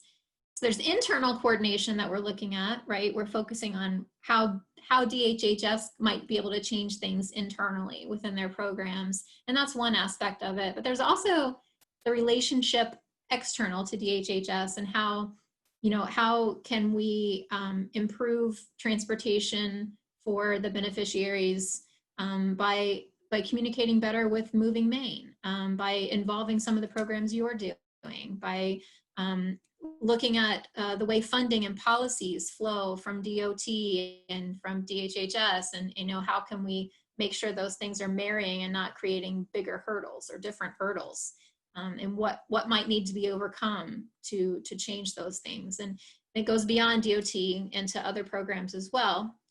But just to let you know, it has that broader external component to it as well. Next slide. So the topics of evaluation for transportation programs are primarily, how's the quality of the transportation services? are there barriers to accessing it? Geographic barriers, any kind of barriers, accessibility barriers, technology barriers, just not knowing it's there, barriers. You know how that can be. So one, is the quality meeting needs? Is there anything we can do to make sure that quality doesn't get sacrificed and when we're looking at better efficiency? Of course, that's number one. How can we reduce barriers to access? And then looking at costs and operating characteristics, and are there differences among the programs? Are there ways that we can be more efficient and fair beyond what they've already done in terms of costs and operating characteristics? Next slide. So the first step in this process, and kind of the foundation, one of the first steps I should say, is to understand needs of the beneficiaries. So, and then also understand the services that are provided. So we're starting with surveys and interviews. We're doing surveys. Everything has to be primarily virtual. We'll look for opportunities to do paper surveys if there are, to get them to people. But primarily it's going to be online. And DHHS is going to help primarily take the lead in advertising, but we'll need help from everyone to get the word out. We want to understand needs from beneficiaries and their families. We want to understand the services provided by the transportation operators, and we have already interviewed many of them. We want to talk to each of the brokers for DHHS trips, and then also the agencies, the healthcare providers and the human service agencies where folks are going to, and what some of the challenges and needs might be there. And then also DHHS is aware of the fact that there are several people in the state who are eligible for these transportation services, but they're not using them. And we want to try to clarify what the reasons are, why they're not using it, and are there things we can do to make it more accessible for them, or more user-friendly, or to overcome that challenge. So we're starting out with surveys, but we're going to do follow-up interviews and deeper dives than just the multiple choice survey questions that you can get across in an instrument. Some things just need to be talked about. So we have telephone calls, and then on the next slide, I think we've set up we're planning to set up some listening sessions. So for the beneficiaries who want to come virtually and meet and participate in a listening session, we'll have at least 8 of them. Perhaps we could have more. And the objective is to get feedback from them about transportation and what we can do, what needs to be changed, what's working great now, all of that. And following the listening sessions, I believe we will have a better understanding of what some of the key topics are. We're starting to get that already from the transportation provider interviews, but the more people we talk to, the more we're going to really be able to key in on what should be focus group topics. And we'll be able to define that pretty quickly as we go through the listening sessions, and we'll schedule some smaller group sessions to really dig into the hot topics. Next slide. Okay, so that's one level of evaluation. And then another level of evaluation is looking at state programs and policies and practices and how that impacts the way DHHS transportation services are provided. So we're going to look at human service agency policies and procedures and funding sources and how that might be influencing things. Of course, DOT transportation policies, the providers a lot of times are getting funding from multiple sources, and how is that impacting the way they're able to deliver trips? And as we put all these policies and practices together, we'll be able to create kind of a flow chart and a diagram, and hopefully outline greater opportunities from the perspective of DHHS for coordination among the programs. Next slide. And so we'll be doing a review of current agreements, contractual arrangements with the brokers. And we'll also be looking at performance monitoring tools and some data crunching and analysis involved in the planning process. Next slide. And then as we compile all of that information together, the final stages of this will be a strategic planning workshop where we can present what we found and develop recommendations, and eventually, as those recommendations then emerge into implementation scenarios. These are the goals and what we want to accomplish, and then these are the implementation scenarios. At that point, and this is kind of already started, we're also doing some state level case studies so we can look at other states and how their Medicaid transportation programs are operating. New York was one of them that was brought up to definitely look into. We can look into others, Ohio, many other states. As you know, things are done differently. I think someone even said it earlier, in every state. There are different rules and different regulations. So what can we learn from the way others are doing it? What benefits could Maine maybe adopt and grow from into your own system? And then we'll refine those concepts and implementation strategies into a final document. Next steps, next slide. So this is our timeline. We got off to a slow start, and the surveys didn't go out yet. So we anticipate they'll be going out in October, and the listening sessions will get scheduled right away as well. We'll announce the survey and the dates for the listening sessions at the same time, so people can sign up for them and join. They will be by region, but they could join any one that fits their schedule. It would still be relevant, and we'd still love to hear from everyone. And then we'll move into the focus groups and some of the other projects, but it's a pretty speedy timeline to get through these meetings, and outreach will be key. Next slide. So along that line, on that note of outreach being key and the speedy timeline, I would love to hear if any of you have anything to share, any ideas you might have on how, if you have better ideas how we might connect with more beneficiaries, how we might, where should we advertise other than just to DHHS clients getting emails and that sort of thing? Are there places we should go to? Maybe the community health centers or some other programs like that. Any thoughts on that? Yeah, community health centers, I see.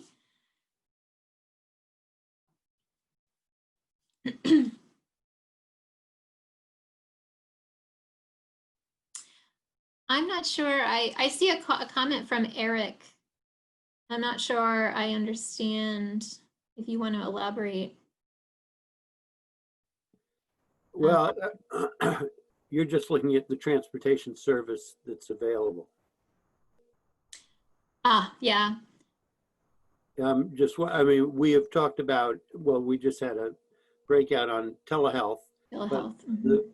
What can be done to obviate the need to get a ride and still get the service that you're supposedly right? I mean, if the service is blocked because you don't have a way to get there, we have to think of other alternatives. Right. Oh, good. I think that's a very good point. Yeah. And yes, we are looking at how the services are administered and how we can do better. But I think you bring up a good point that technology is available and telehealth is an option, and being able to stay home and get those services is maybe a better option for folks, and how to incorporate that is a good point. And it frees up the ride for someone who doesn't have that option. Excellent. Yeah. Right. Yeah. Very good. And I mean, hopefully we're going to have post-COVID and not have to deal with all this, staying home stuff eventually. But you never know. It's good to have that structure in place if we need to go back to that for periods of time. Congregate housing communities and senior centers, school districts, good. Volunteer organizations can distribute. That would be great. Yeah, these are great ideas.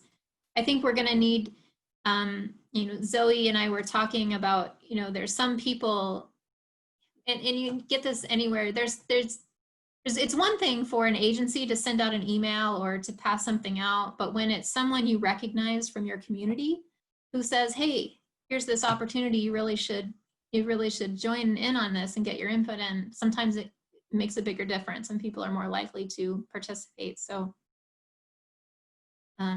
anything we can do, send it out to district public health liaisons, district coordinating council memberships, and yeah.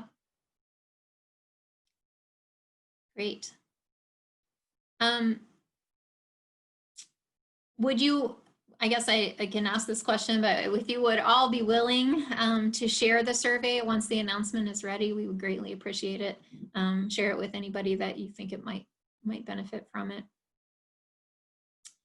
And then the other part is, another question is listening session comments or concepts.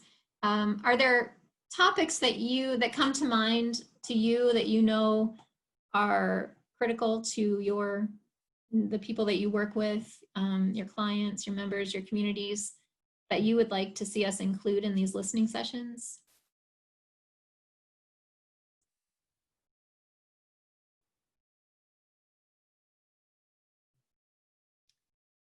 One question, that I think I mentioned is why, there are some people who are eligible for transportation but aren't using it.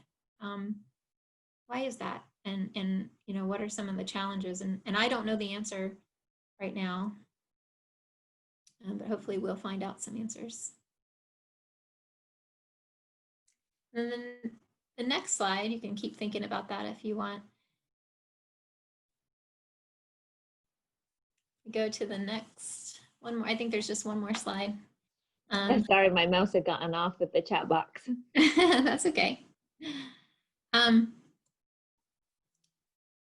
there, what in your mind would you say are the biggest transportation issues and challenges, either today or that you think in the near future that this evaluation should include? And I've listed a couple up there that might rise to the surface, but maybe one of those strikes a chord with you, or maybe some other issues. Getting volunteers. I was wondering, this is Jessica, I was wondering how much trouble people are having with transportation because of safety, whether it's people not wanting to volunteer because they don't feel safe in someone else's car, or people not wanting to use those public forms of transportation because they're not safe. I know, like in southern Maine, what is it called? Those ride sharing ones. I don't know what they're called. But they use them all the time, but I would not feel comfortable in one of those. Right.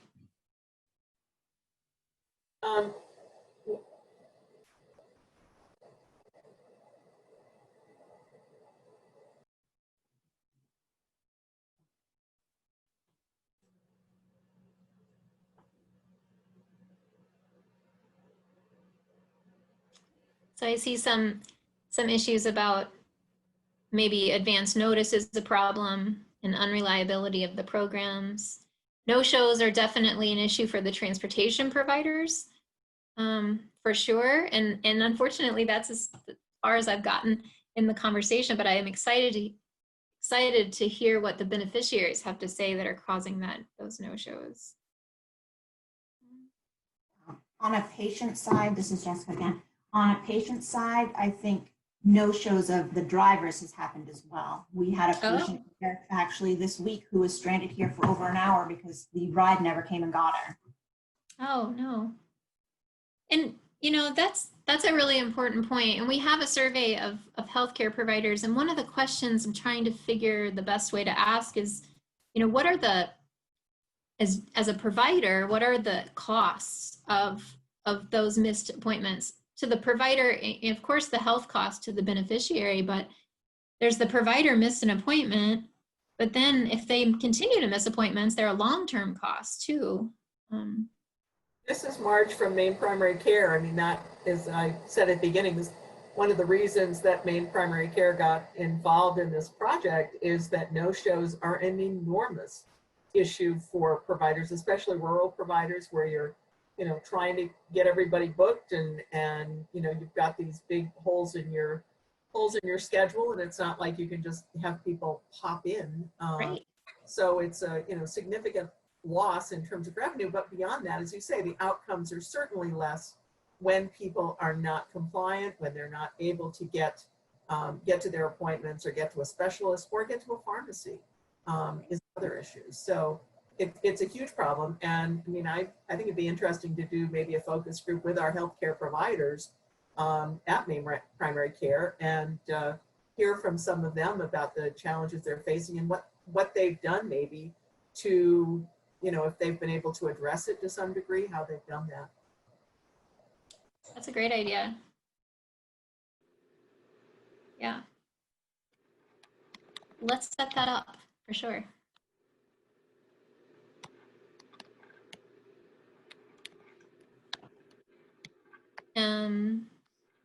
Some stakeholders would like to see text alerts to confirm a pickup time. Yeah.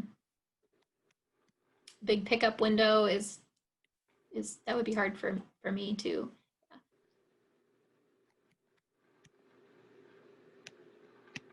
Potentially eliminate by charging a fee for no-shows. Yeah. I'm not sure. And something we're looking into is, if there are other practices of that in terms of Medicaid, trips and charging fees. I don't know. But we'll look into some of the case studies and, other programs to see if there's anything, how they're handling no-show problems. As an FQHC, I'm not sure if we're allowed to charge them for that. I'm not yeah, I doubt it, but I don't know. So that's something we can dig into. I think the other part of that is if people are already low income and they're already struggling, if you do that, then suddenly they've got a bill to pay and are going to be likely to try to participate anyway. Right. Which is right. Defeating the purpose, right? I know it's hard. You also don't want to deny service because that's essential. They need to get to those appointments. So yeah, it's a tough situation. It would be really helpful if transportation providers could coordinate needed rides with the medical providers who often change appointment times and days. And if you're older, have cognitive limitations, and you have several different medical appointments, it's really hard to remember where you're supposed to be on any given day. Right. True. Excellent.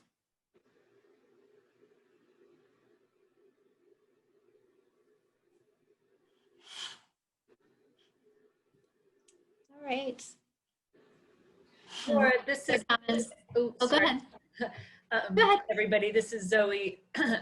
I'm just curious about plans for interpreting and translation, and I guess I would just add on to that in Southern Maine, GPCOG has a lot of connections that we could help with that, and I think we're really hopeful to have participation on the Moving Maine network from some immigrant and refugee-led organizations, and that is something we're working on. And so, not seeing many faces here today, that it's something we're working on. But I think within this, collective virtual room, people have a lot of connections all over the state, and so we would, I think that's an important area to do outreach with, and that survey, just there are a set of audiences that I think you and I talked briefly about that probably aren't going to take an online survey. So then how do we reach them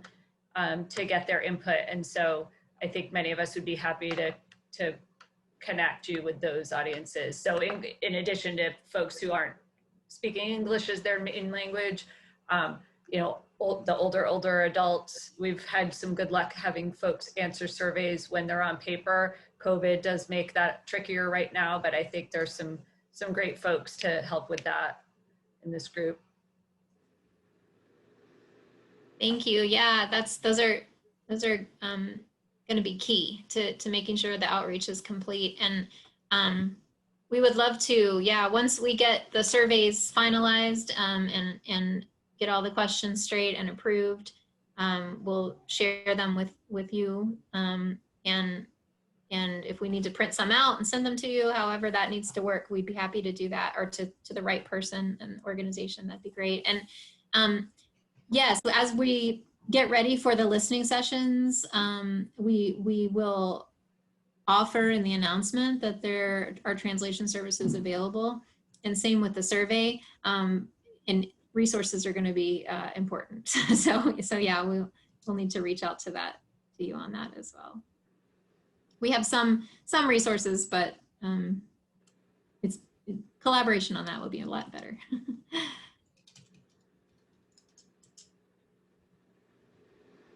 Great, thank you. I don't have any more slides. I think there's one on the last one with my email address in case anybody wants to contact me, but I think the best way maybe is to go through Moving Maine or any way like that to get to me. So thanks a lot for having me. I appreciate it, and I've enjoyed this time with you. Thank you so much for presenting, and it sounds like we have a lot of great collaboration opportunities moving forward. So this has been really beneficial, as have all of today's presentations. So another big thank you to all of our presenters and for everyone for participating today. We're not quite done yet. One of the things we really want to emphasize with our all network gatherings is that they are gatherings and opportunities for people to come together and dialogue and have discussion. So now we'd like to open it up for around 15 or 20 minutes of just some general discussion.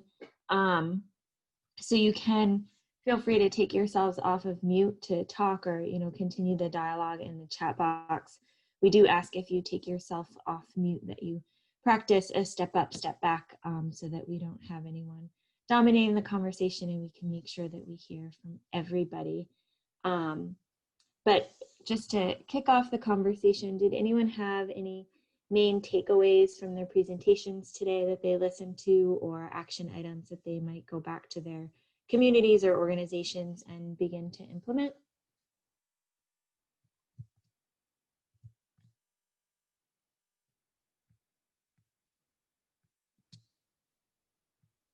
Oh, go ahead, Catherine. What did you learn today? I just wanted to share some information with Pat Brown from Old Orchard Beach, who is concerned about insurance for volunteer drivers. There is a law in Maine passed in 1995 that prevents insurance companies from discriminating against volunteer drivers. And I can see if I don't think I can get to the link, but I can share that with the group at a later time. But the Maine law absolutely protects volunteers, and it's been shared with state legislatures in many states who have copied Maine. It's a very progressive law. So I think I can help with that. And the other thing was, I just wanted to share with everyone that we have received a large cooperative agreement with the Federal Transit Administration to support volunteer transportation networks. And that project is going to begin almost momentarily. We've worked our way through the federal system, which took quite a few months, but we're there. And we'll be very, very happy to share everything we're doing with the volunteer transportation networks in Maine. We'll be happy to do it through Moving Maine too. Great, thank you so much for sharing that. That's great news. Are there other things people want to add to the discussion about what they've learned today, or what they might take back to their communities?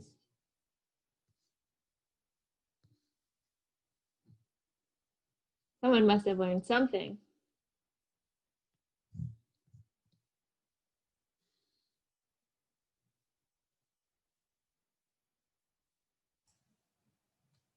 Well, I'll jump in. This is Zoe, and I wanted to I just wanted to thank everybody who shared their wisdom and their expertise today. And I feel like I have a lot of things that are going to be churning, and I'm guessing other people will feel the same.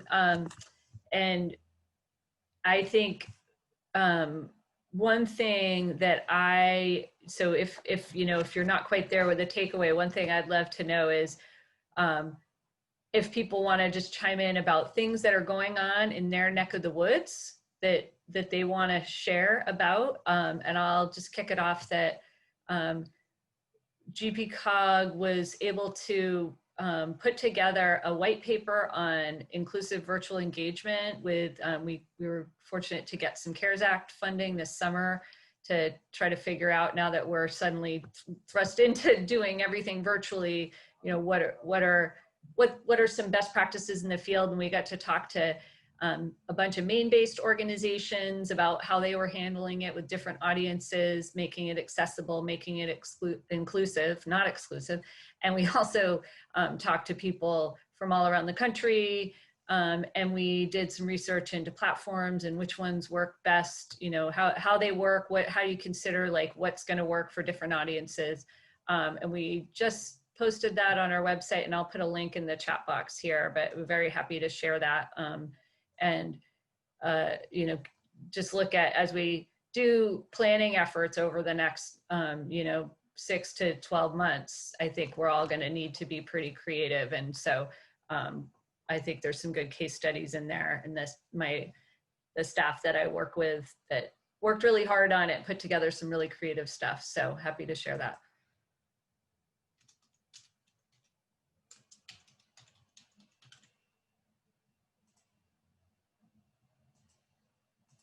Other things that are going on around the state that you want to maybe just like toot your own horn about a little bit? I know it can be intimidating, but I feel like that's one of the things we wanted to come together so people can actually, get to shine the light. Or if you have a challenge you want to share, but it's always nice to do a little recognition. And maybe that's something about that somebody else is doing that they're going to be too shy to mention, but you want to mention.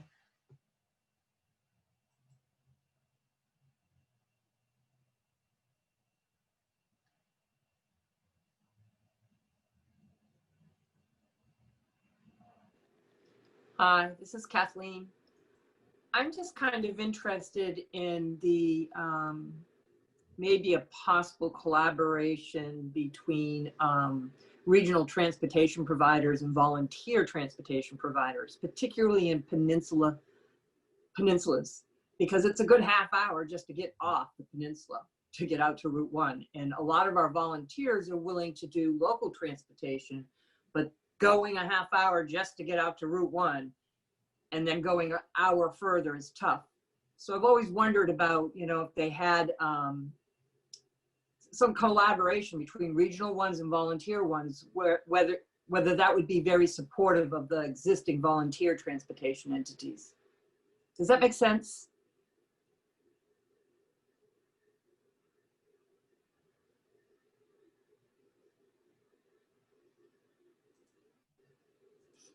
Having grown up in Booth Bay Harbor, it makes complete sense. And a lot of Yes. people don't understand the difference between what it takes to get to Route 1 and beyond. And I've always said a peninsula is only an island with one road. Mm-hmm. And really, it can be as isolating down the end of a peninsula. And that's a really interesting idea.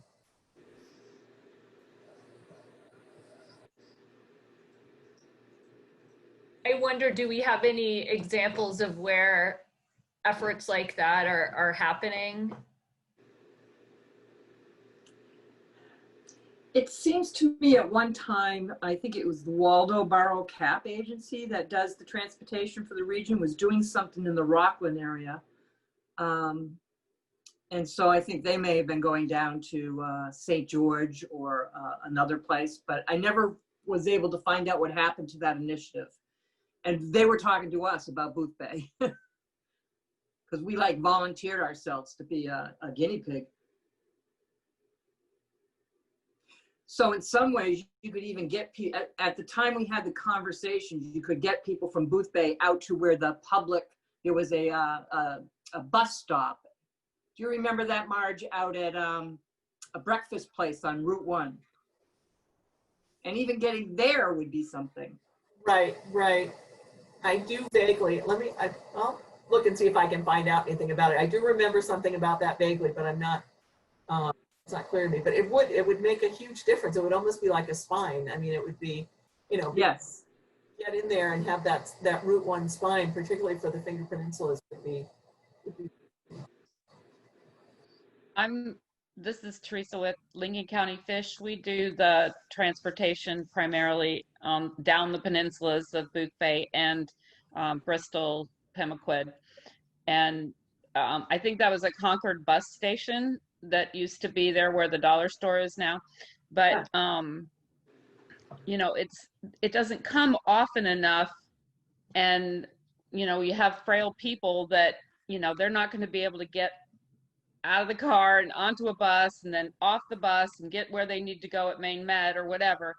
So, you know, for the most part, it's not viable. And for the other more healthy, younger people like the OUIs that, you know, can't drive to work, it doesn't help them much either because there's just no transportation to attach to. So you really have to do it all one-on-one with the volunteer organizations. At least that's been our experience.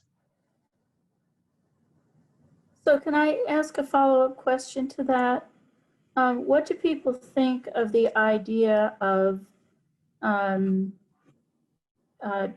coordination of rides among the volunteer networks, not just between the volunteer networks and the transit providers, but volunteer network to volunteer network, which could be accomplished through technology?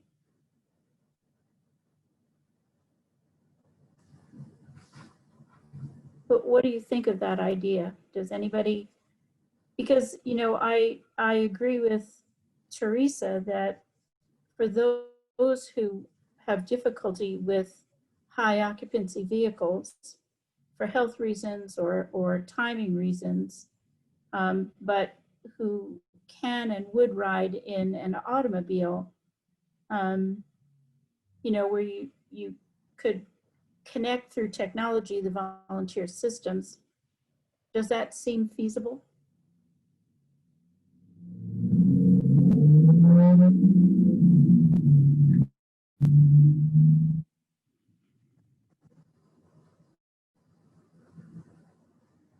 I mean, the issue with connecting volunteer systems is often scarce resources, insufficient volunteers to cover even the rides in your own area, let alone rides in another area. So while theoretically people would like to do it on a practical level, it's very difficult to do. So we're working on a system where the different volunteer organizations would communicate and ask, you know, here's a ride we need to go through your area or to connect to your area. Are you willing to accept it? That way you don't have to take on more than you can do, but you may, for example, have a driver returning from that area that the other system wouldn't know about. And it makes sense to put a passenger in that car and go back with you. So it's a logistics solution accomplished through communication, you know, collaboration and technology.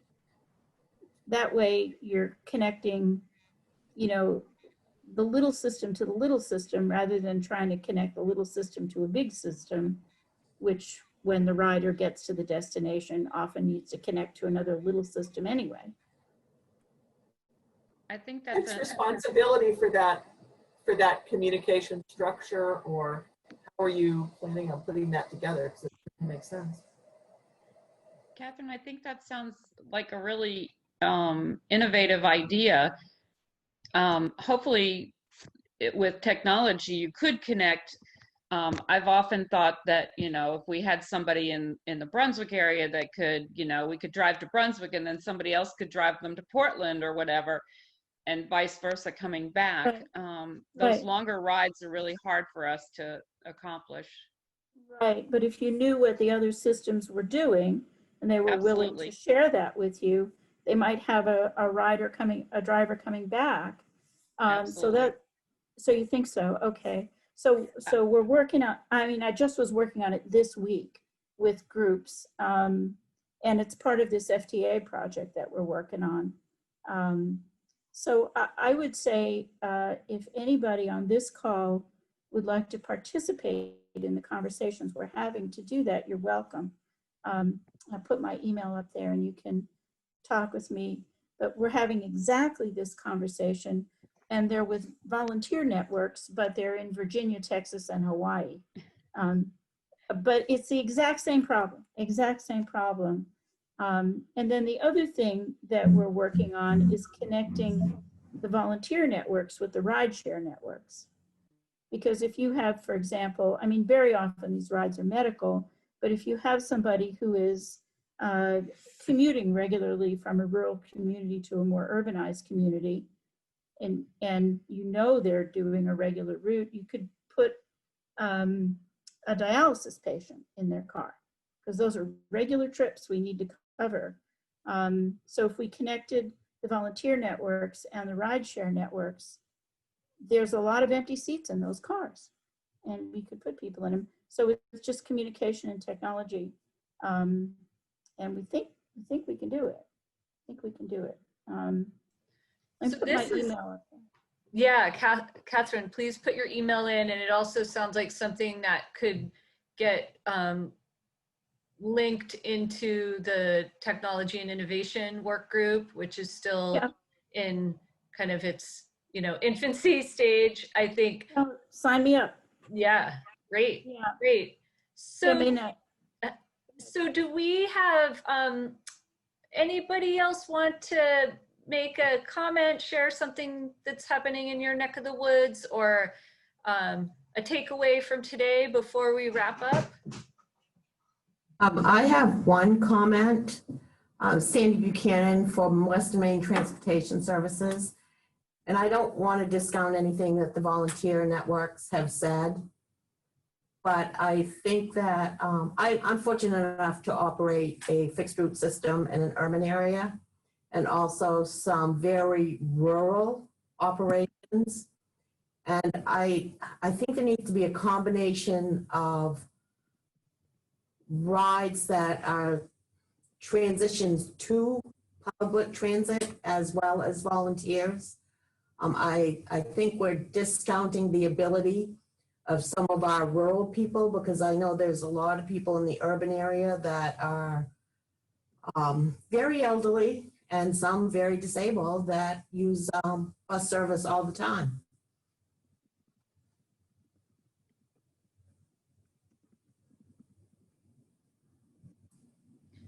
Yeah, so it sounds like there are some more conversations to be had, and that Catherine has the capacity through ITN's federal transit grant to convene at least some of them. I think this is exactly, you know, we may be identifying a topic for a future all network gathering about where the interface is between these different services. It's kind of, you know, to some extent, it's like the holy grail of transportation planning. Like, how do you get, you know, the lowest cost rides for the most people? And Maine's geography can make it pretty challenging. Any other comments before we get ready to transition out? And Marae, I see your hand up if you want to unmute yourself. Go ahead. Oh, you're muted.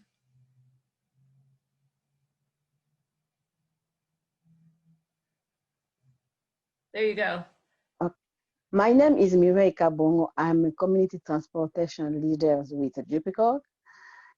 Since the pandemic started, and I just stopped to go to my doctor appointment because of my safety. And since last month, I started to go to my physical therapy, and I use regional transportation, RTP, to go to my physical therapy appointment. But last month, all the month, I I rode with the volunteer, and I don't know, most of the time RTP, they can cancel you, or sometimes they are not on the time. But with the volunteer, they did a good job. They was on time. They can pick you up on time, and they can drop you up on time. And they don't cancel your ride. And then I want just to say that the volunteers do the good job, and they are working so hard for us. They keep us tuning around on the time, and I think they need our support because they are, without them, I don't know if we can cope with this pandemic and with this door-to-door transportation with RTP. They give us happiness and hope to, I think, to ride with them, because they did what they did is amazing. And then I want just to say thank you to all the volunteers. Thank you, Marae. Yeah. And thank you for being here. It's so important to have perspectives from people who are using the services. So I want Marae to keep coming back to these meetings. And I know she's going to be working on getting other consumers, other folks to weigh in on the DHHS study in Southern Maine. So I think maybe one more person, if anybody would like to make a comment or share.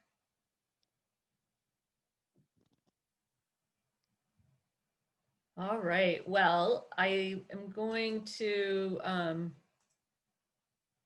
just put up this one last slide here that we hope you'll join us. We're glad you stayed till the end. We may be learning that the capacity for these meetings might be more of a 2-hour than a 2.5.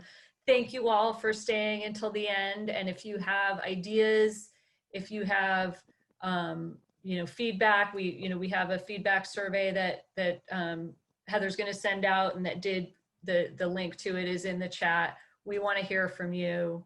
We hope you'll join us and get involved. And we're just really grateful to everybody for all the work that you're doing to make transportation easier for people, and advancing transportation access for all. So we look forward to talking to you again soon, and you'll be hearing from us in between now and the next meeting. We hope you'll consider joining us on the 30th for the webinar on marketing community transportation, and we hope you have a good rest of your week.